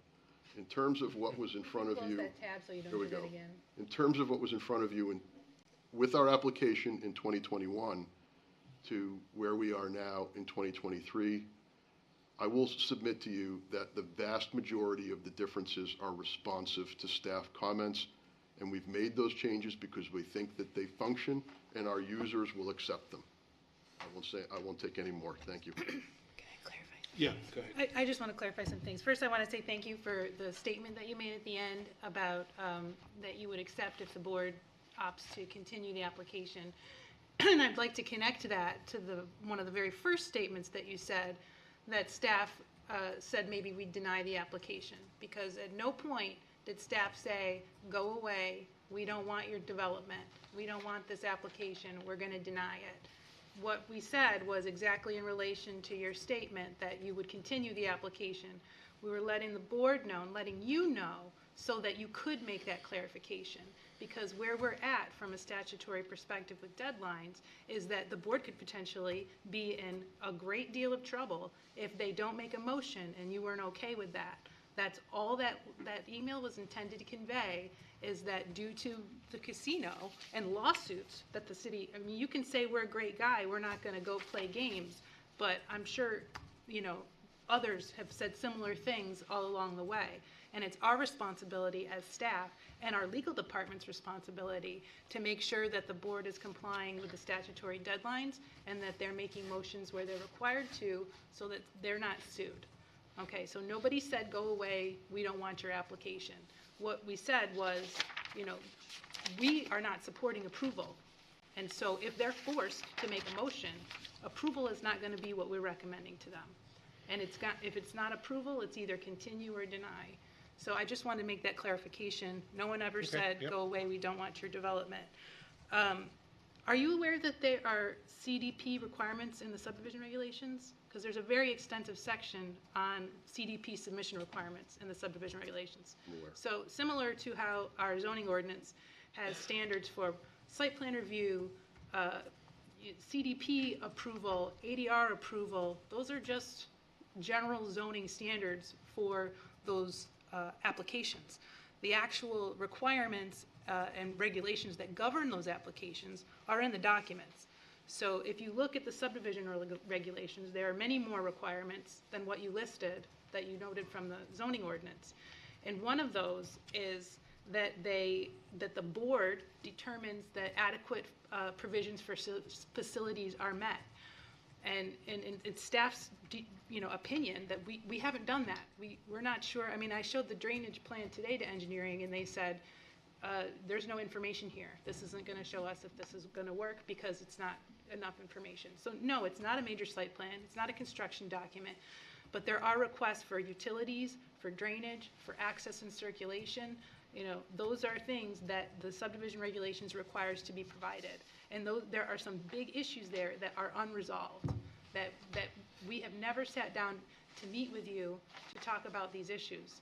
You say from 2021 to 2023, there hasn't been much changes, but there were probably 14 pages of staff comments that were not responded to, that were not addressed. I can think of 2 or 3 very minor and specific changes that were made. The rest of the changes were made due to your tenants and what you needed on your plan, and did not substantially address staff comments at all. So from our perspective, there's been 2 years of time lapse where none of these comments have been addressed. And the staff reports that you've received basically say comment not addressed, all for planning and all for engineering. It's, most of those comments, it seems as though they were not taken very seriously. The conversation that you had with Matt Walsh, which he referred to a conversation with staff he had recently, our comments were not being responded to, even things as important and as basic as secondary emergency access. We sent to him, we said, here's our list of the most important things that they need to know, that they need to understand, that they need to respond to, because our reports were not being responded to. I don't have any record of you contacting me for the September meeting. You contacted me 2 weeks before the October meeting and said, we want to get on the agenda. I said, no, we've got staff letters from 2021 that have never been responded to. We need response letters from 2021. And we received those, and that's what we reviewed, but clearly nothing was responded to, or very, very little. And so we sent those to Matt and said, you need to talk to him to tell him that these are very important issues. And so that's the meeting that you had, because we specifically said they need to respond, and that's all that you've responded to.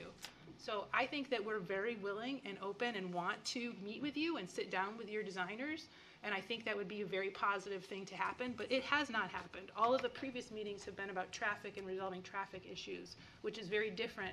It's like one comment in a 14-page review letter. So I just wanted to clarify that we want to work with you. We want that as well. And I think a lot of these things could be resolved if we sat down and had a meeting to talk about the layout and some of these bigger issues.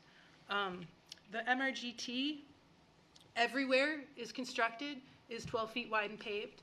At Terrell Park, which is in the wetland buffer, in the shoreline protection buffer, reviewed by DES, 12 feet wide and paved. That's the standard for the MRGT, is 12 feet wide and paved.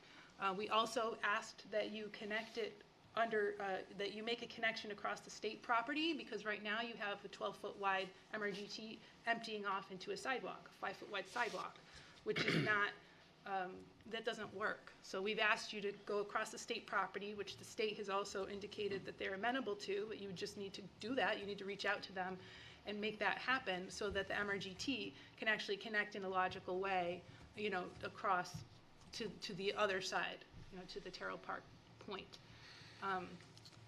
Let's see, I had a few other comments. I did not know myself about since 2021, we've discovered that there are sewer capacity issues. The extent of those are not clear to me. That came from above down to me saying, hey, this is a really big item that we probably should look at more. When does it get looked at? How does it get looked at? I'm going to be honest with you, I don't know. But that's not coming out of just out of nowhere or out of staff's mind. It's not me standing alone saying, hey, you need to figure this out first, is what I'm trying to say. There's concerns on multiple fronts about that. The Black Hill Road access issue, or the Manchester Street access issue. So your current plan has access off Black Hill Road for all of those properties that are fronting on Loudon Road. There's no situation where we're not allowing access to any frontage property. I'm not sure why you're saying there's no front door, because your 2019 plan had no access off of Manchester Street other than your primary and that secondary. So in 2019, pre-COVID, whatever, it was viewed as having no access for any of those parcels, all of them accessed off of Black Hill Road. So there was not an issue with that. That was not an issue with that plan. Your plan actually does not comply with zoning, because the zoning does not allow that many driveways in that close proximity. You would be required to get a conditional use permit. However, if you look at the language of the conditional use permit in the zoning ordinance, it says, if no other access is feasible, then you can get this conditional use permit. So this project doesn't even qualify for the conditional use permit because other access is feasible. You would literally need a variance for all those access points before you can even get your CDP, because it right now does not comply with zoning. I just want to clarify a few more things, and then I'll stop. That might have been my last point. Black Hill Road. So just trying to make the point that we want to work with you. The 2019 plan also did not have these secondary access issues, which we still have issues with the secondary access that you're showing on this plan, because it goes through parking lots. So there are other concerns, and we haven't had a chance to review this yet. We just received it. But off the bat, I can tell you, Paul Soroy, the fire marshal, has not seen this plan, so he can't even comment on whether he finds this emergency secondary access acceptable. That was a criteria, that was a requirement that we put on the casino and other projects, that they satisfy the fire marshal's requirement for secondary access. So that's not a new thing that we're creating. That's something that others have had to do, and which we haven't had a chance to do yet. So again, we want to work with you. We're not averse to that. We would love to sit down with you, but I think that needs to happen. I'm sorry. That Okay. was Just for the record, Merrimack River Greenway Trail is what you were referring to with Yes, MRGT. So yes. just if people are wondering what that was. And I have just Council a Pierce. quick question. Yep. MRGT through Concord is usually on city-owned land, Right. is it A not? lot of it. Some of it's I not. don't know, to be honest I with you. believe it is, because we go out, as a council, we go out and purchase land, and then it's up to the folks from RGT to Do the work. invest in it and so on and so forth. Pave it. Not necessarily. Well, if it's on city land, but is this proposed MRGT trail not on private land? And is Well, there a we've- different set of rules? So they were asked very early on in this process for an easement to provide the easement for the MRGT and to construct it. That was something that happened very, very early in the process. Okay. It's an easement because it's on private land. I'm sorry? It is an easement because it is on private land. It is a concession of an easement to provide a trail for public use. But that was one of the very first issues that we had when we were, even before we did the zoning, and, engineering, planning, and legal all sat down with their team to try to come up with this zoning to allow the project to move forward. And that was one of the early concerns, was, hey, this is where the MRGT is supposed to be. And they were like, okay, yeah, well, we're happy to provide that. We provided no resistance whatsoever, and No, it they was in our didn't. plans from the beginning. That was It's good. true. Okay. Anything else, Earl? I think this, I don't know if it's a motion. I'm bothered that we seem to sit here and, as a planning board, have to design, not have to, but put our 2 cents into the design, and that's what usually messes things up. And I would like to have the professionals sit down and talk and bring this to us. I mean, there's going to be some differences, and then that's where we come in.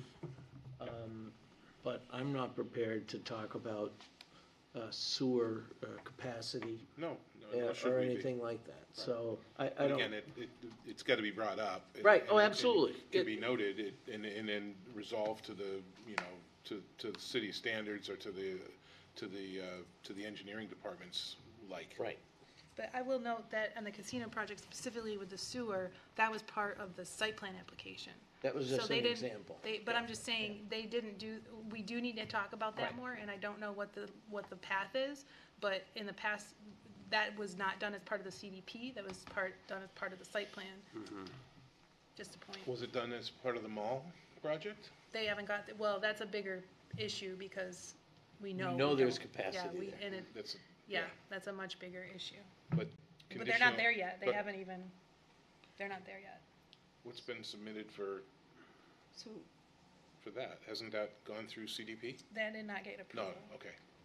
All right, okay, Carol, I'm sorry, I had Amanda first, I apologize. So, So I appreciate that the applicant has provided some of these conditions to address some of the things, not only the things that are part of CDPs, like the sewer, that's site plan, but also open to discuss some of the things that are required for CDP, which is number 2, development of to provide secondary access routes. So it seems like the applicant not only said earlier that they're willing to continue, but, and in addition to that, to have a meeting with city to address some of these things. So I think, to me, and it sounds like there's some uneasiness amongst some, I know, as Earl, you've mentioned before, and as Heather has indicated before, just now, that it seems like the most common sense thing would be to have a continuation, to have city staff sit down with the applicant to address some of the things that are in there. Or we could sit here for another hour and discuss all of them, but it seems like seems like city staff needs to have some discussions with the applicant, that there's obviously some willingness to do this, and that let's give it a chance, so that a continuation to have a more productive meeting next month. I mean, that's, before we dive into the weeds, give the applicant and the city staff to resolve some of these things, in a different meeting. I don't know. What I agree with you. I mean, I look forward to seeing the responsible development of this property. I do, and I think what you've got here with some tweaks is going in the right direction. I've said it before, and I will say it again, I have a lot of concern when plans are provided to the board a day ahead of time or the night of that have not been noticed, so that the public has had no chance to look at these and provide comments, and then the applicant comes in. So I definitely think continuing this and working with the staff and trying to get those plans in early enough to get as part of the notice so that the public has the ability to review them is important. And I asked that question today, and I want to follow up with Jim Kennedy, because, we post these plans on Friday, so we converse on Thursday, Heather and I, and sometimes some other folks at staff, and set the agenda, and then the agenda's posted on Friday. And if anything comes in after Friday, I don't think the board, I look at these on the weekend. I spend weekend time sitting, reading through the plans, figuring out questions, asking, points and whatnot. I don't want to see amendments and addendums and new plans Tuesday night, Wednesday morning, or here at the meeting. If it's material stuff that needs to be changed, and it's, hey, we got all these comments from staff and this is what we did, that's great. But things that haven't been looked at by staff yet, I'm a little hesitant to start setting that trend and having people just come in at the very last minute. And you've seen it. It happens all the time. And you're particularly sensitive to it because you're looking at those plan sets with a critical eye. Well, it's just, And I we also rely look on at it, and they do it as well. I look at it from the public standpoint. Right. They see the agenda and the Yep. plans go out Friday, and these plans are never put back out. Right. So their first chance. What if At the the meeting. plan that was out there before, they didn't really have a comment on, Yep. but something changed, and they would have liked to have known, because now they do have a comment, Right. and they're not able to come here. We end up with an issue where somebody's coming to staff after and saying, well, I saw this plan on TV on Wednesday night, that's not what was in the agenda, and I have comments on it, How do we move forward? Yep. I just also want to note that the reason that there's a 14-day statutory requirement for a notice, and it says, plans are available in the planning Right, office. right. People are supposed to have that 2-week period to, if they want to come in and look what we have. So could I comment on that? Yes, please. There was a comment earlier that we had not responded to staff's comments. We did supply 2 memos on October 12th. One directed at planning comments. There were a lot of them. One directed at engineering comments. Every comment was responded to. It may not have been, yes, we'll do what you ask, but every comment was responded to with, in my opinion, I reviewed every one, a thoughtful response. We didn't get any further information until the staff reports for this meeting, which were sent over on Monday. So we did make those responses well ahead of this meeting. We did supply revisions to our plans in addition to those comments well ahead of this meeting. What I'm worried about is how we get out of this loop where we make a submission, we get a response, the response comes on the eve of the meeting, we come to the meeting with a response to those comments to try and save a month and not be stuck in the same issue of now we have to respond, but we've missed a deadline. That's the situation we're in now. We made our submission.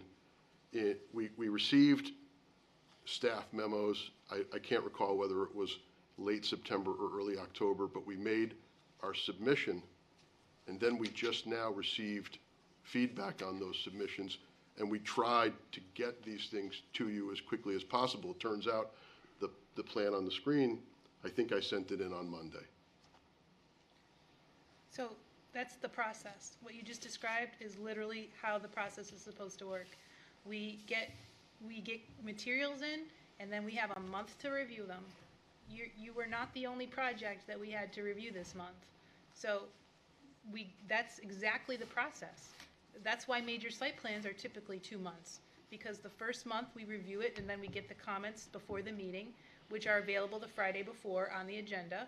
But apparently you don't use that, so I'm glad that I sent them to you on Monday.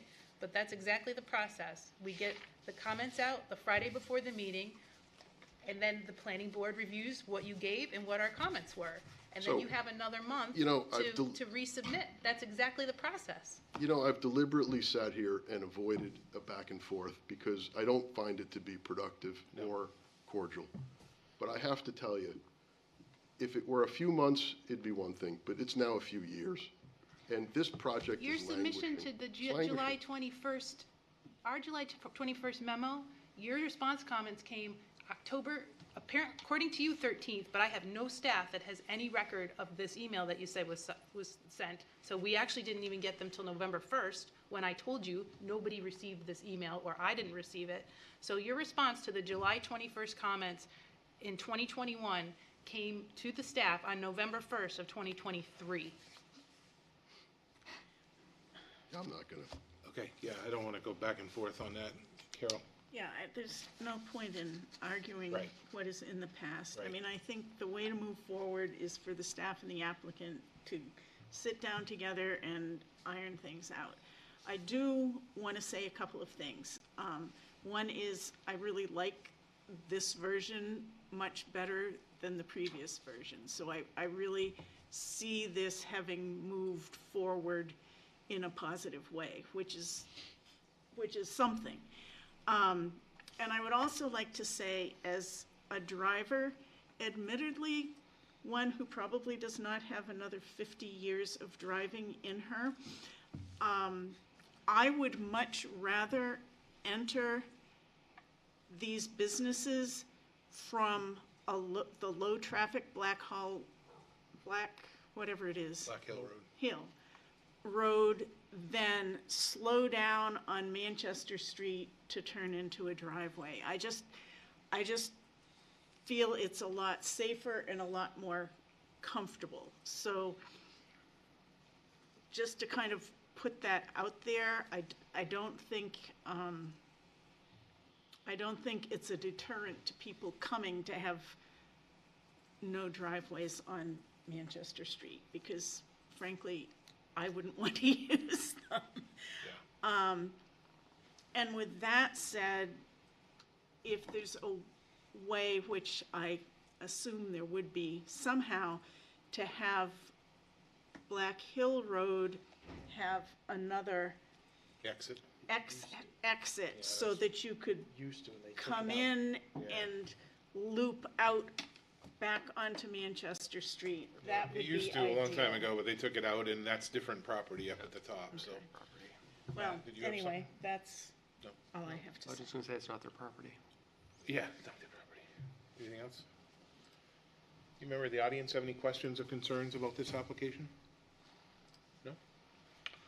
All right, so you've heard the back and forth. I think we need some strong effort to kind of get us over the finish line on this. I think certainly there's things in there that I'm concerned about, aside from the litany of things that have gone back and forth on, the fire department feedback, the DOT information, whatever it may be, as far as all of that goes.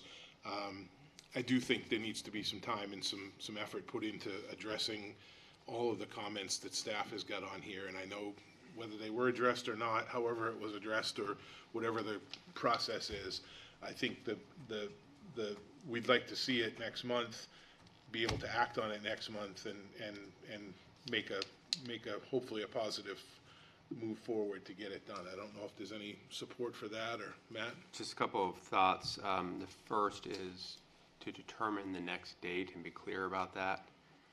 If it is next month, make sure that that's clear. And the December 20. second is to have, for all of us to review the subdivision regulations, to read through the CDP regulations. They're in there.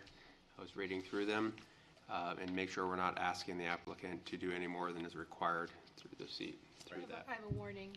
Yeah. Those regulations refer to like 5 different sections Could of you- both the site plan and the subdivision regulations. They do, yeah. So they actually require compliance with both the site plan and subdivision regulations. So if we could be clear on that before we come back here, that would be I'd fantastic. also like some clarity on what you mentioned about the zoning, out of compliance on the zoning for the driveway Yeah, entrances. that's a big one So that we didn't even notice. Tell me until- about that, what's that? Well, the zoning ordinance, the zoning allows a conditional use permit for additional driveways and for driveways that aren't, the required distance apart. However, the very first sentence says where compliance is not feasible, or where there's no other option. So basically, so that you don't have a landlocked parcel, you can provide this conditional use permit. But that's not the case here. They have all of these properties front on Black Hill Road. So Okay. it doesn't meet the criteria for that CUP. They would need variances. So I'm strong on, here's what we want, here's a list from Yeah. number 1 to number 27. Can we task staff with saying, look, here's the information that we heard tonight, here's the information that was presented to us, here's the latest information, here's a memo, Ari, within the next however long a time, this is what needs to be addressed in order for staff to feel comfortable recommending the CDP approval, get that as a working document, and then have it be a piece that everybody can start checking things In off my the list. opinion, that those documents already exist. Those are the staff reports and Okay. that we have created. Can we summarize what we've got from tonight's feedback from the document that's here that Mr. Pollock provided to us? Does that change anything, or, I mean, We I have want to- to walk, we have to I want review them to this. walk away, okay, so there's a We have review process and then there's a reporting back process, but I want them to walk away with a clear understanding of this is what we need in order for, and I don't want to come back again and say, well, we missed this, or we missed this, or this isn't right, and we think now that we're going to do this, or we're going to do that, because I hear that occasionally, and I don't want to hear that. I want a good checklist of items that say, this is what needs to be addressed in order for us to recommend approval. And again, there'll be some ubiquity, and there'll be some things like the sewer and water and whatnot, but a good workable list, I think, is something that we really need to have. Amanda? So I know that, Heather, you have said that you had a list that was presented, and then Ari, you said that you had a response to that list. So So I we just want to know, basically, I guess. we have 2 staff reports.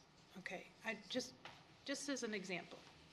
One of the comments in the staff report says you have 167 more spaces than you need. And we have all these other needs on the site, such as a secondary egress or open space, okay? Their response to that was, we've addressed this comment. Well, they have a new tenant, so now they don't have 167 spaces more than they need. They only have 157 more space, or 161. So in my opinion, we've told them, our opinion is that you need more open space, you need to provide these other amenities, you need to provide these secondary access, and the response was, we've addressed this. So I'm not sure, like, we may never agree on that, right? But you still need to figure out if you're gonna go for a variance or remove these accesses on Manchester Street. So there's two different, like, levels of you know, what do you need to do? They may never provide any open space, but I don't think that comment is really gonna change. But I think it's clear if you read through what they need to do, or what they need to do to actually move forward. So I guess Rich's comment of saying, let's figure out what that list is. I don't know that it is clear. And I don't know if the applicant thinks it's clear, which is what I want. Yeah, I want the applicant to say, okay, I've got a roadmap to get to next step. Yeah. Here's how I'm gonna do it. And addressing them with, you know, we disagree, that's fine. You can disagree and tell us why you disagree. We just need to know that it's been checked off and the box is moved, and then we address those, I think and then it's- we address those. I think it's the big picture issues that we've told them. I'm not sure, I'm sorry, I don't know what to tell you right now. I don't. I feel like we need to meet with them, and we need to look over the plan, and we've told them that the access and the traffic and the DOT comments, you know, I mean, DOT came up with a number. I don't know if that number is acceptable to them, so we need to have a conversation about what that number is for off-site improvement. You know, Right, there's things like that are That'll- more than me need to be in the room. And they need to all be hashed Just out so before it the comes board back. is, look, I'm not prolonging this, just so the board understands what the engineering groups will typically do is put out the comment received and then a response. Comment received and response, tit for tat, so that it goes from beginning to end, and you have all the comments in one place. And that's what our October 12th memoranda both provided. And the chair is correct. There are instances where our response was totally understood, we can make that revision, the plans we're submitting show that revision, got it. There were other places where our response was, we don't think we can do that, or we don't think we should do that, or we don't think we're required to do that. And they're a mixed bag, and I'm not gonna go through all the pages, but, trust me, I won't. But that, and that was the last we heard until Monday's memo or Friday's posting. Well, after we And- reviewed it, we provided it to you. Yeah, but, no, true. And so when the suggestion is made, you know, let's have a meeting, my answer is, of course, we've got to get to the bottom of this.